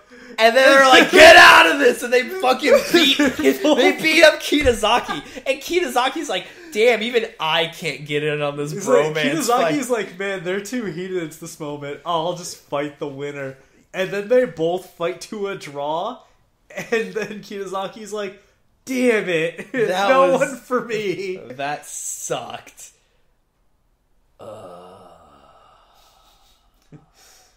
Oh, man. So,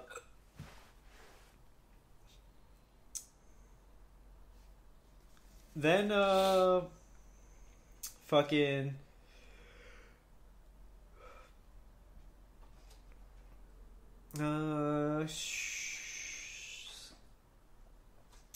Takumi fights Sawada.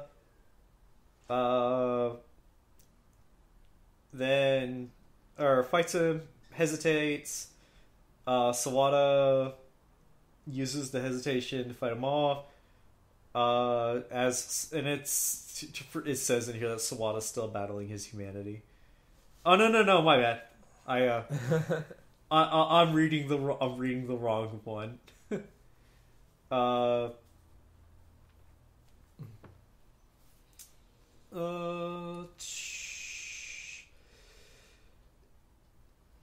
They fight. Kiyosaki joins in. Then there's a two-way fight. And then after this, Kitazaki decides that it's not fun having the Delta Belt anymore.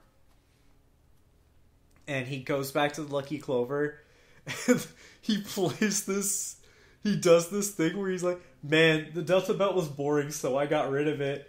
And Takuma's like, what did you do with the Delta Belt? He goes, oh, I threw it in the trash outside. So Takuma starts rummaging through the trash.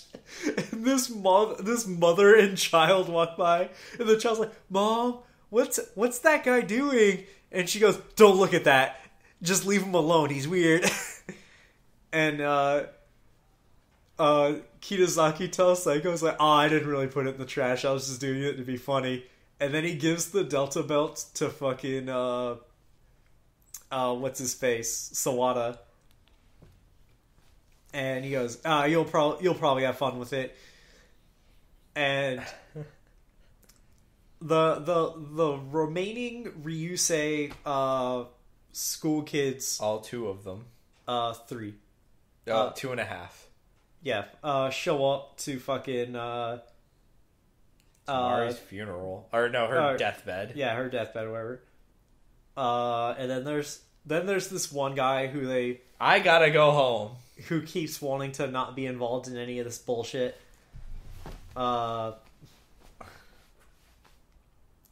If you ever show up to me and say, "Hey, Alan, blah blah blah, Rider fights," and you don't have a belt for me, I don't want to hear it. Wait, what? I say, if you ever show up to me and say, "Hey, Alan, blah blah blah, fucking Kamen Riders, Rider fights and monsters and shit," I don't want to fucking hear about it unless you have a belt for me. I guess. I just want to say that.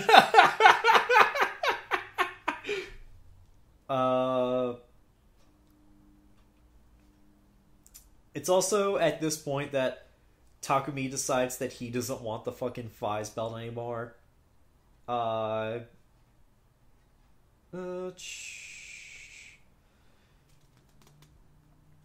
he hands off the Faiz belt to Keitaro.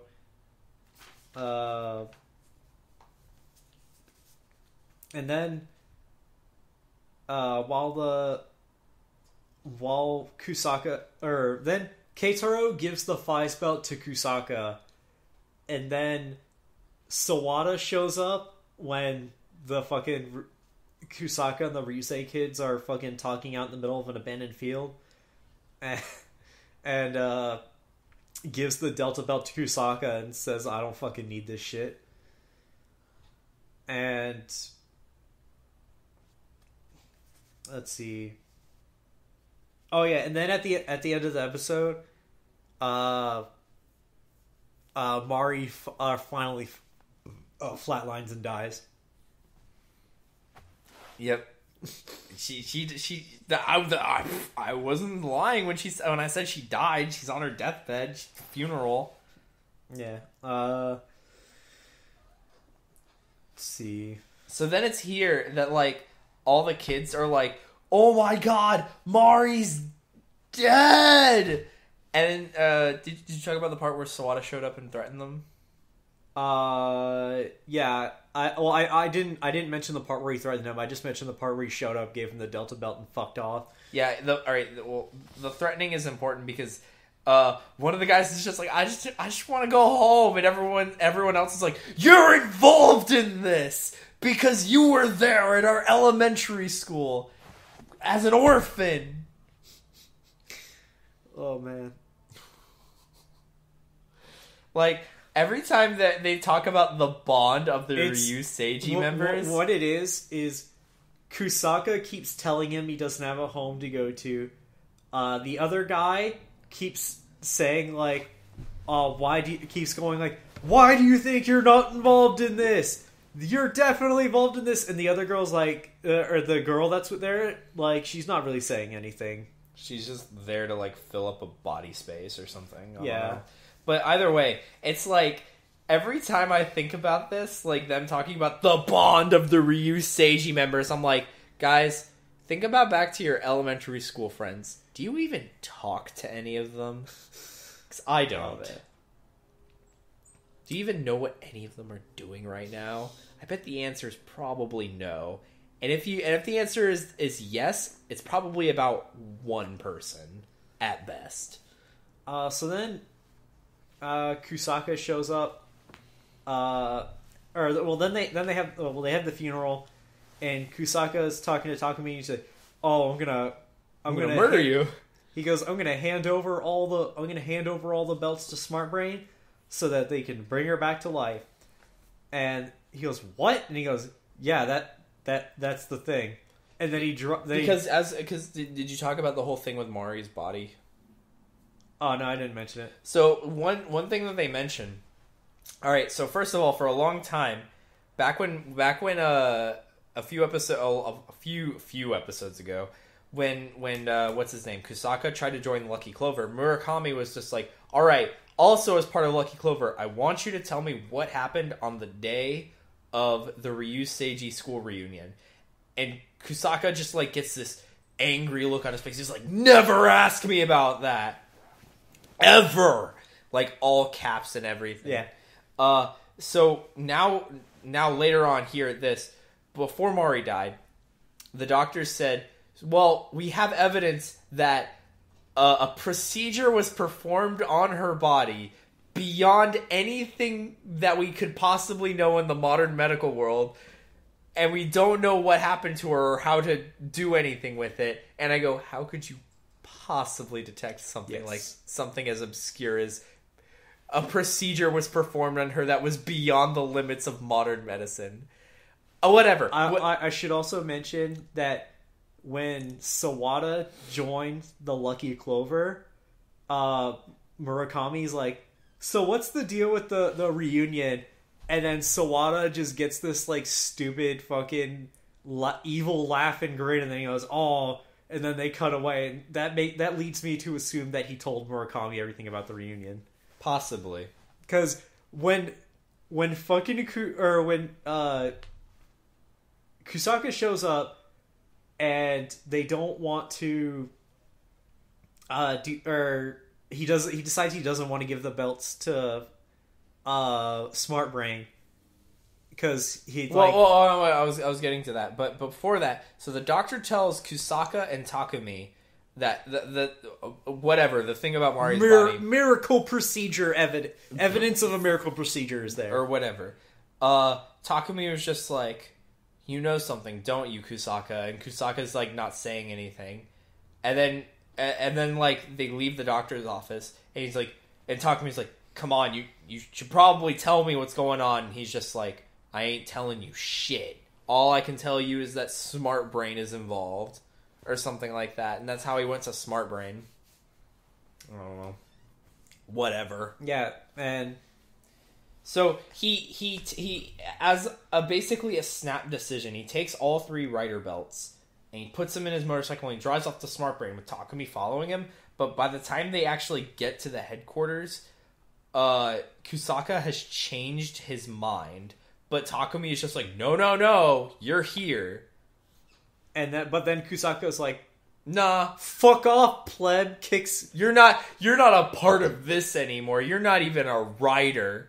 Yeah, and then he fucking fucks off. Yeah, fucks off. And then Takumi goes and visits Murakami, the president again. And he's just like, hey, I want to use Smart Brain's facilities to bring this girl back to life. And he goes, well, I can't let you do that because you're not a Smart Brain employee. But maybe, because he knows that Takumi is Faiz from forever ago. So he's like, maybe if you were in the Lucky Clover gang, then you'd be a Smart Brain employee, thus having access to our facilities, including our medical ones. But you have to be an orphanoc to be that. And then we cut away to his options presented to him were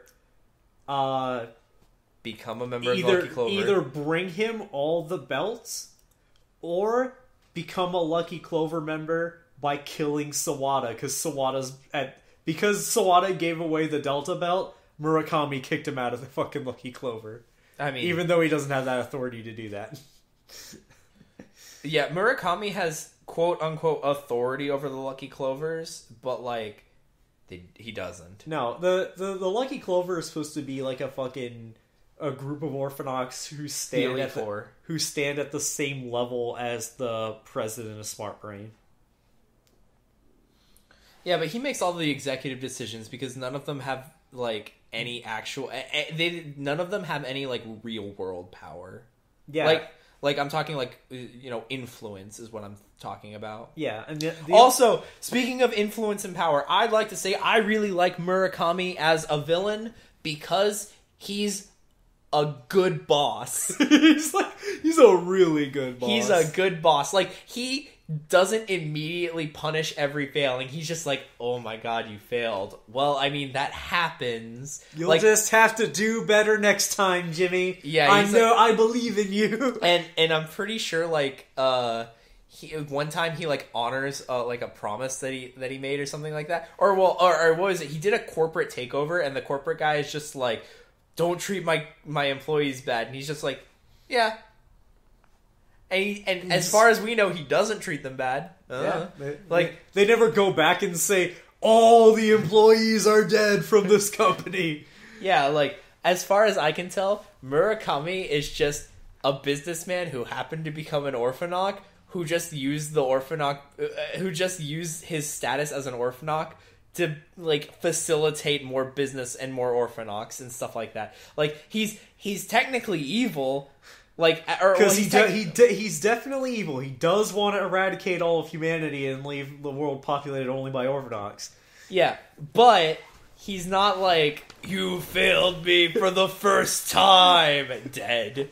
Like, Takuma has technically failed a lot of times, and he hasn't punished him, even though he's way more powerful than him. I want to think he's more powerful than him. Oh no, they didn't really make it clear because they don't fight each other ever, except for Kitazaki. Kitazaki beats them all up at some point. Yeah. It's like, who would win in a fight between these two orphanoks? Kitazaki. I didn't even say Kitazaki was on the list. Kitazaki wins. So then Takumi's like, got it, and then just fucking leaves.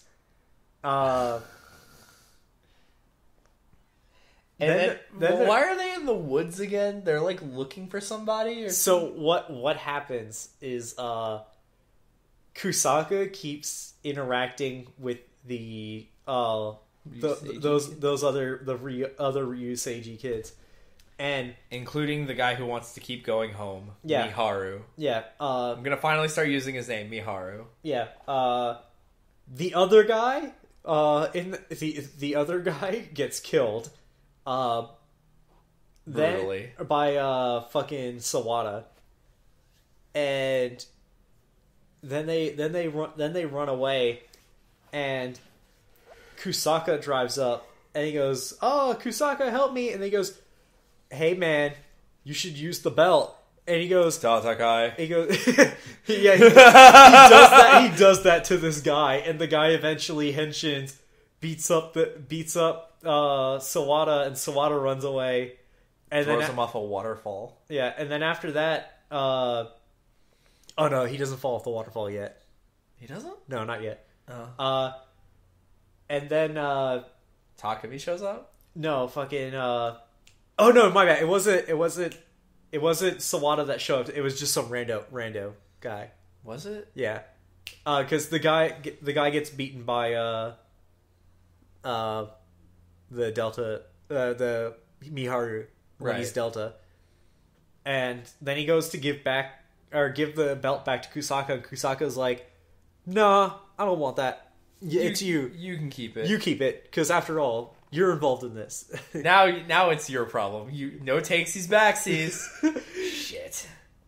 Oh, then there's the cool fight where like Miharu is fixing his little moped because he's like just trying to go home, and then he gets attacked by some rando orphanok, and then he uses the belt to henshin again, beats him with the actual like rider kick, and then Scott looks at me and goes, "What about the other guy there?" And I go, "The other guy just saw him turn into Delta and said nope," and then fucked up. Because two men in black suits show up from Smart Brain, and one of them turns into an orphanok, and the other one is presumably also an orphanok. And then he just lets his partner die. Like shit.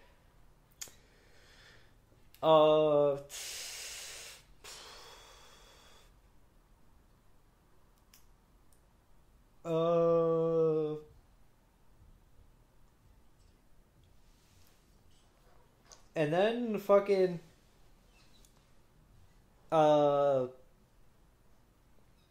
oh my bad, that fight in the garage doesn't happen till later.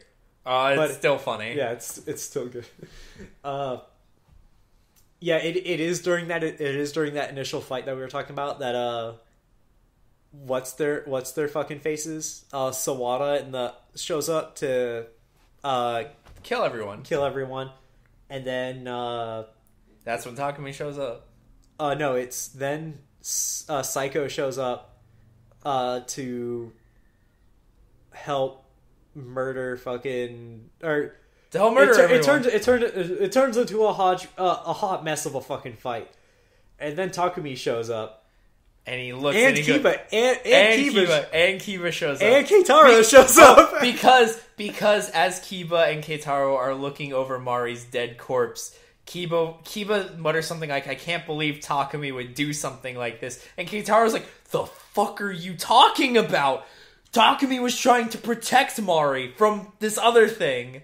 Yeah, and then Keitaro fills him in on the whole story. Yeah, and then now Kiba... And then Kiba and Keitaro both show up on scene. At the same time as Takumi. Keitaro throws the fucking Faiz belt at Takumi and says henshin, and he goes, here you go, fight! And without missing a beat, Takumi just drops the belt as soon as he gets it. He catches it, and then he goes... I don't want it anymore. And he looks at Sawada with pure rage in his eyes, and he goes, Sawada! And he just yells out, and he starts glowing and transforming. He gets literal god rays. He gets literal god rays, and he turns into an Orphanog! I was like, what the fuck? And then I had to hate Alan because he had to go to school and I had to wait for him to come back before we fucking watched anymore. This happened on episode 34, and our plan when we do these things so far had been like, watch episodes 21 to 35, and I was like, 34 happened, and I was like, oh, I gotta go to class, and then I dropped and then he goes, but fucking Takumi is an Orphanog. Like, he just turned into an Orphanog just for this? And I go, no, he was one the whole time. And then I walked out the door. I'm tripping my balls off for, like, the next hour and a half or whatever it was, waiting for you to come home. And the second he gets home, it's just like, hey, let's do this. And I clack close my 3DS. I shut it and I go, let's do this. And we watch the next episode, which is what we're about to talk about. Takumi beats the shit out of both Psycho and Sawada just easily. Yeah, like, damn, like he's Wolfang fisting everyone in the ass. Yeah, and then he throws Sawada off the fucking waterfall and takes his weapon for fucking proof that he beat him. Because a weapon is definitely proof that you've killed somebody. Not like a head or body part. Just a weapon. Then Murakami says, like, hey, I think Murakami doesn't take that as actual proof that he's dead.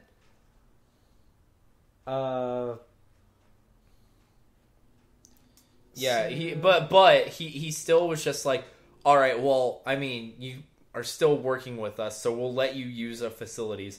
So he lets this he authorizes the surgery to bring Mari back as advance payment for fucking Takumi to do later Orphanog things.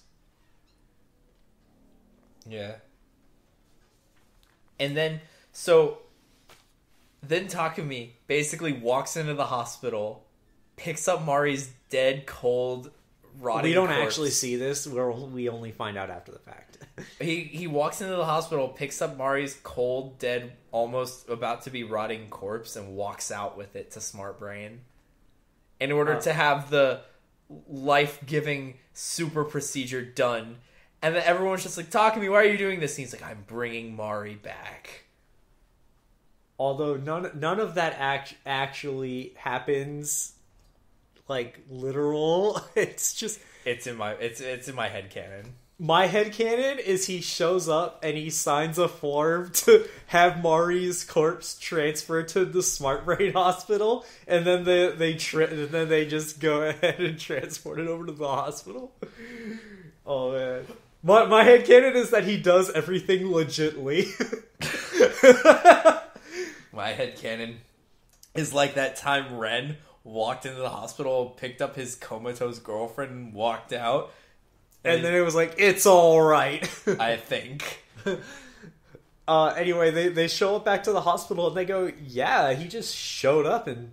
took her corpse. Yeah. And then they're like, what? They're like, whatever. And then later he just shows up with Mari back home. Yeah. And everyone's just like, how did you do that? And he's just like, oh, whatever. Mari doesn't know she died. She thought it was an accident on the doctor's end.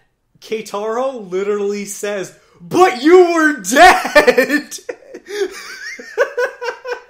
And then Takumi and Kusaka, well, Takumi obviously doesn't want to talk about it, but Kusaka is so frozen.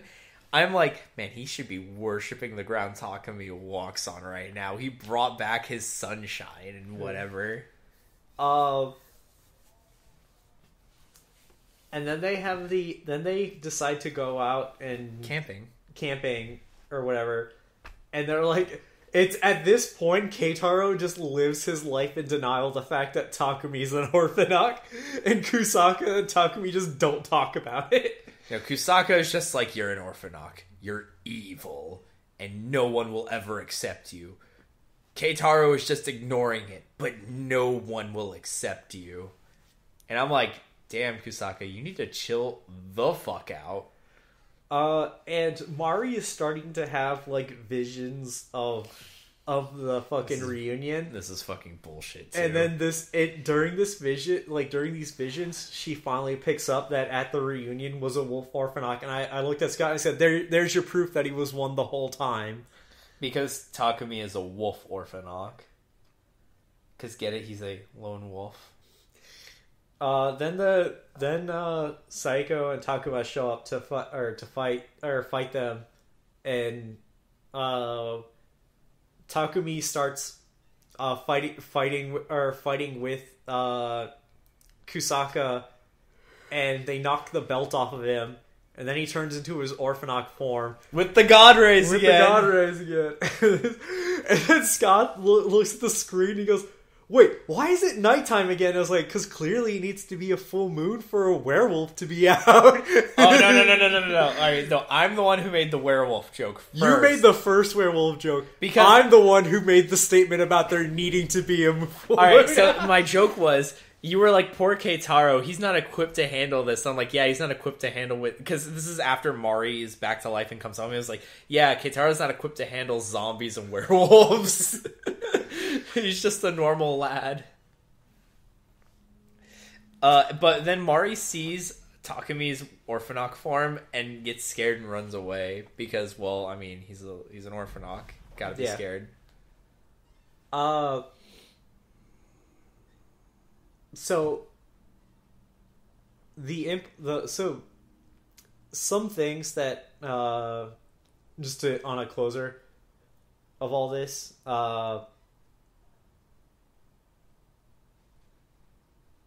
we're like with the flashback and the whole revival procedure. We can't we're definitely at a point where we can assume that the accident from the Ryuseiji kids ultimately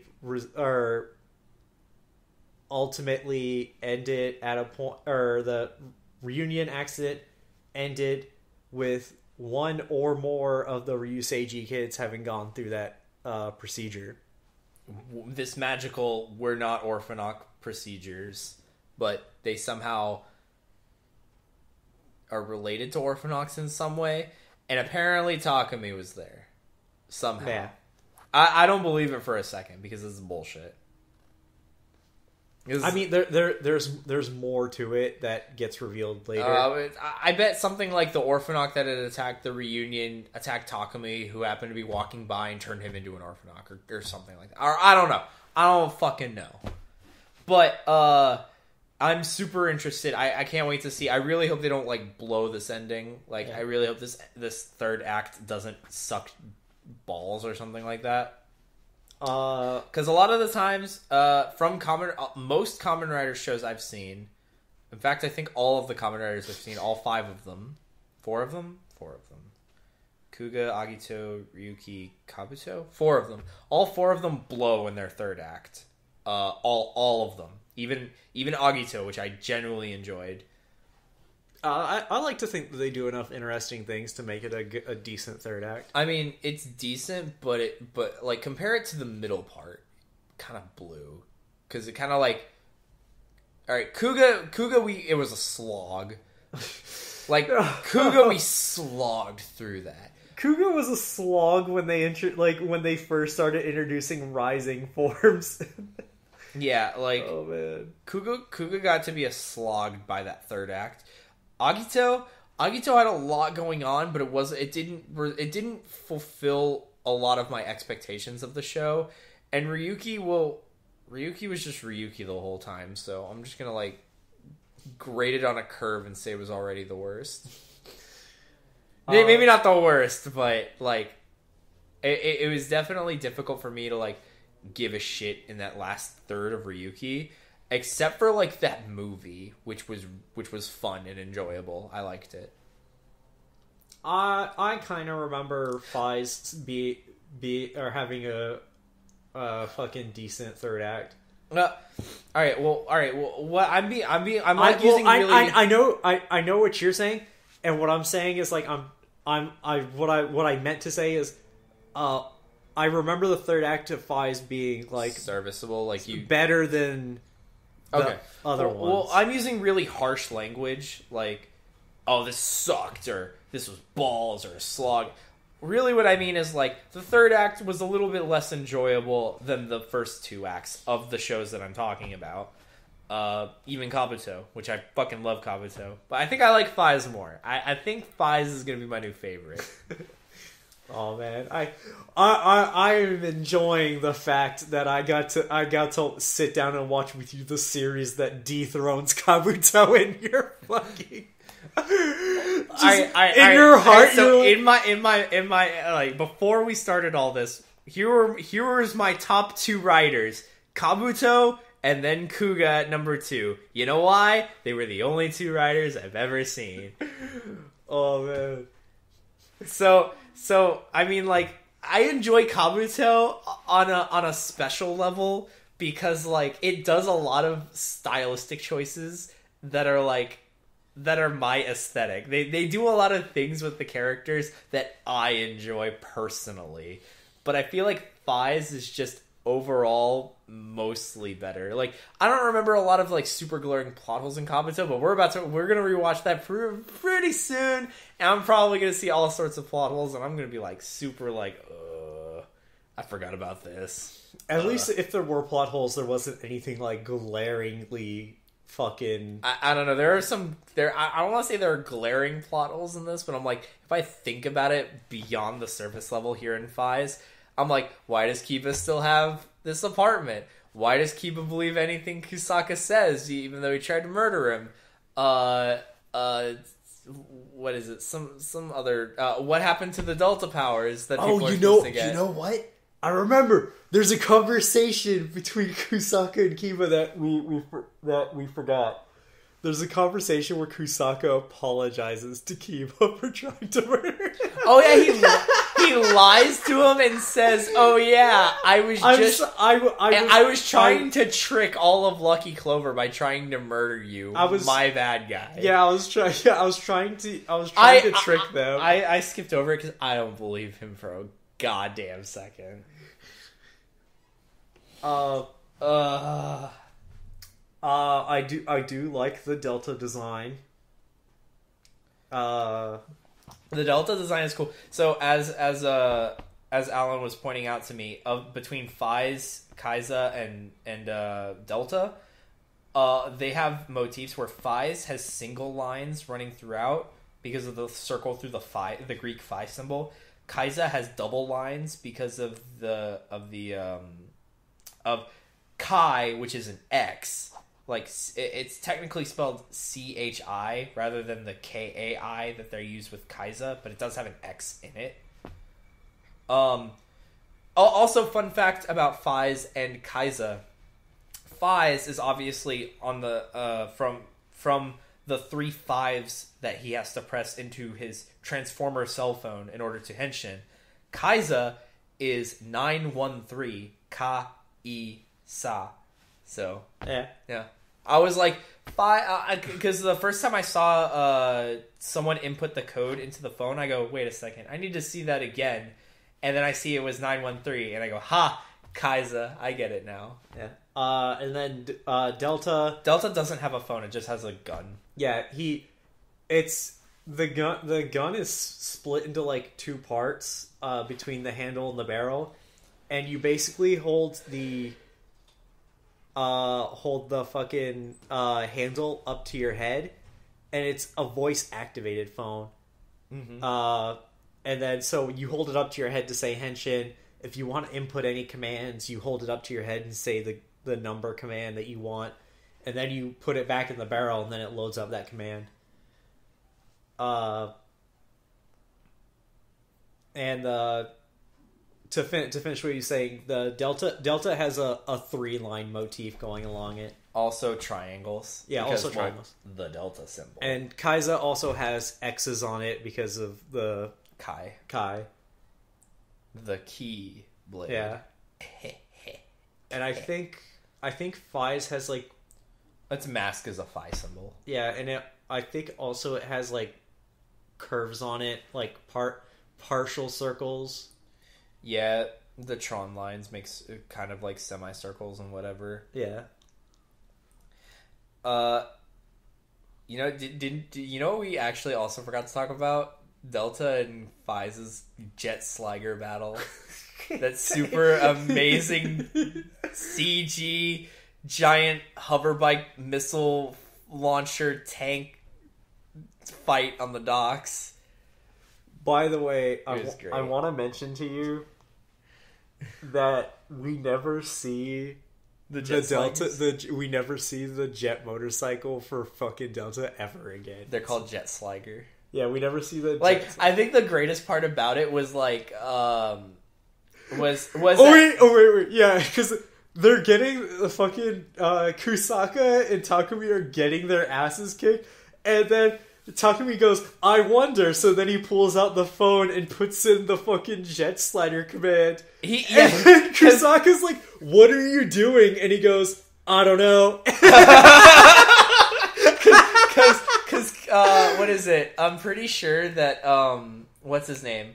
That Kitazaki picks up he picks up the handle and he says out the command to get the jet slider to show up.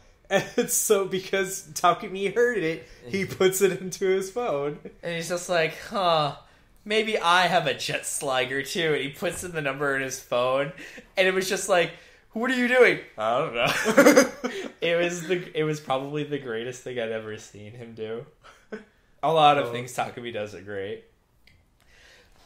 But again, yeah, so far I'm super enjoying Faiz. Like, Faiz has a lot of really, like, a lot of it is a lot more consistent than Ryuki. Like, it doesn't have, excuse me, I wouldn't say it has, like, the what's it called? Not filmography. Direction?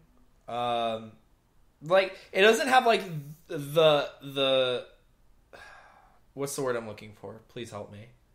I don't know the word you're looking for. I have a hard time with words myself, sir.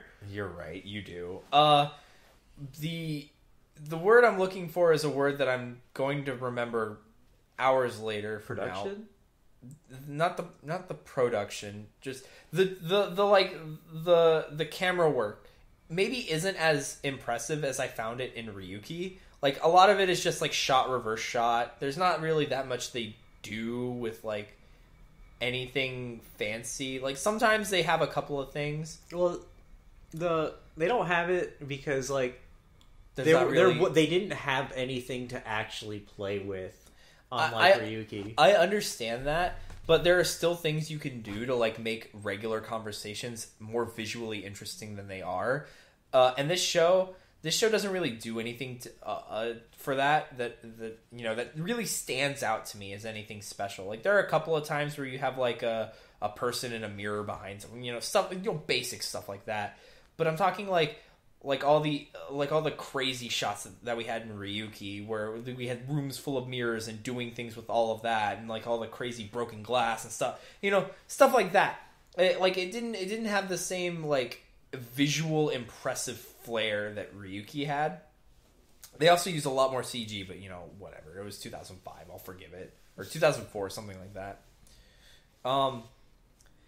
But the show keeps me going with like its cast. I really love the cast, like the whole cast. I thought some of them get a little annoying at times, but like I thought for sure they wouldn't get as much mileage out of the whole Takumi deal, like Takumi being a lone wolf as they do, and it's great because not only does he become a lone wolf, he eventually stops being the lone wolf, and then like shit happens, and it's great. One of my favorite scenes, and it was just so. It was like what is it, manipulative, I guess, whatever. But it was such a good scene because it captured what it's like to lose somebody. And it was right after Mari dies. He walks in to the laundromat, and Keitaru says something, and he turns and he looks into the other room with just the ironing board, just that room, and he just remembers a time him and Mari were fucking clowning at each other in that room, and the look of like despair on his face. Oh my god, it was powerful. It was great. It was just like, that's not how, like, losing somebody, it's not just like, yeah, losing somebody sucks, but then like you go home and they're not there, and looking at something and just being reminded of just them being there with you doing a thing, whatever. It's fucking gut-wrenching, and it was perfect. It was fantastic. It was such a well-placed scene.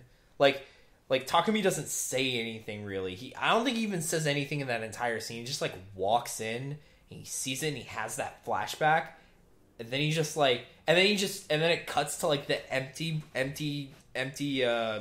laundry or ironing room, and he is just destroyed, and It is fantastic. I loved it. I love it when my characters suffer.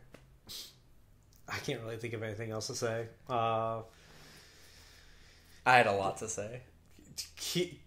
I like Kiba. I really wish Kiba had more screen time, because like as much as he's a good character and I like him, he doesn't get a lot of screen time. Nah, it's only when they've definitely gone from him having his own moments to all of his moments now have to be shared with Takumi. Yeah, like he's definitely lost a lot of focus as a character as we focused more on the side characters, but also having to keep focus on like things like the plot and Takumi's development. Kiba loses a lot of his like limelights and focuses because, well, honestly, Kiba is a lot more realized of a person. Like he doesn't have a lot of personal doubts. Like once he realizes that he's going to fight and protect Orphanox, like that's what he does. He doesn't really have any like. You mean humans? Or I mean, whatever. Yeah, he's gonna fight Orphanox and protect humans, and then also some Orphanox. Because remember, he also wants to not kill Orphanox that aren't doing anything. Yeah. But the point is, like, once he realizes why he's fighting, he doesn't really have a lot of conflict. Whereas Takumi, with the introduction, where he gets that same scene in that same episode with that same fight, which I fucking loved.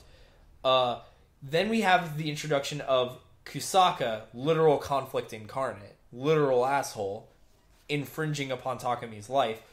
And Kiba doesn't get that fourth quote-unquote member to his Orphanox team to, like, jazz things up. Kiba just becomes the target of the Lucky Clover gang, and they don't really go after him as hard as, like, you might expect. I think when they were balancing out characters on each side, they didn't look at it as the Takumi group and the Kiba group. I think they just leveled it out on who's an Orphanox, and then who's not an Orphanox until we reveal the big secret thing, and then they just keep it balanced on that sort of scale.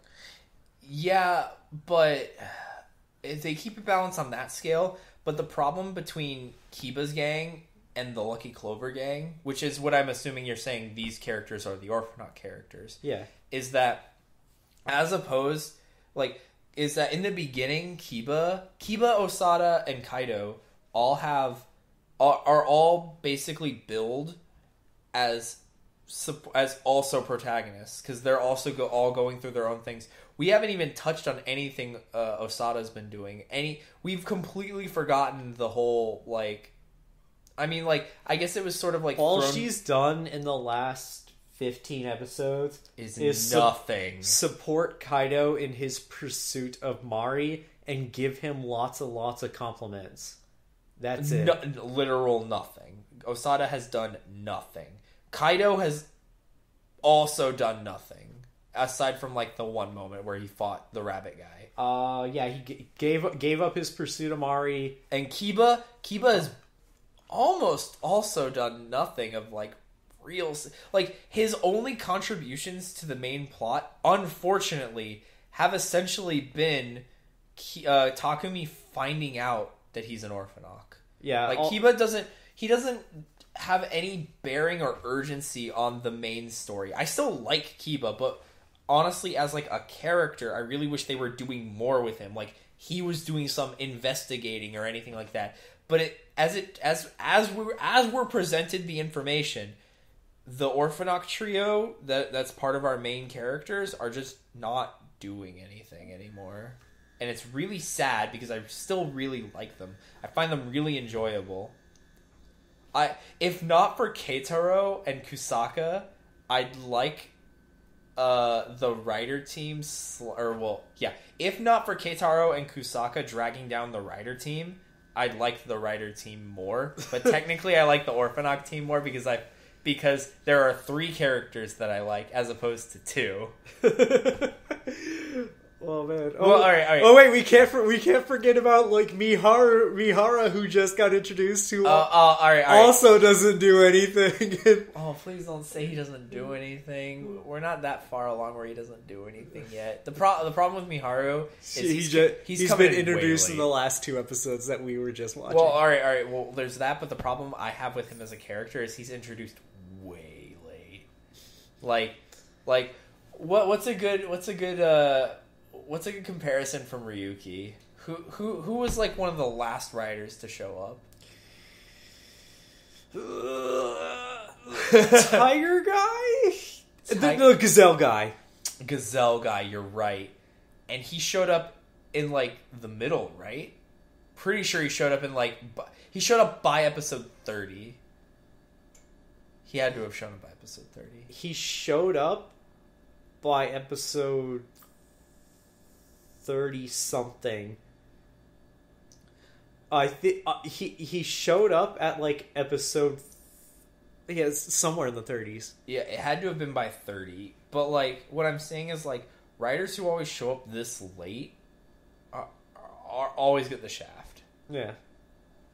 Oh, well, I really hope they do something with Miharu and he doesn't just become, like, he's the Delta user. He gets a tiny arc, but that's it, really. I mean, better than nothing, I guess. Anyway, we'll see you guys next time for the finale of Kamen Rider Faiz. Yes, by the time we're done, we'll watch the last episode and the movie Lost World. Open your eyes for the next Faiz commentary.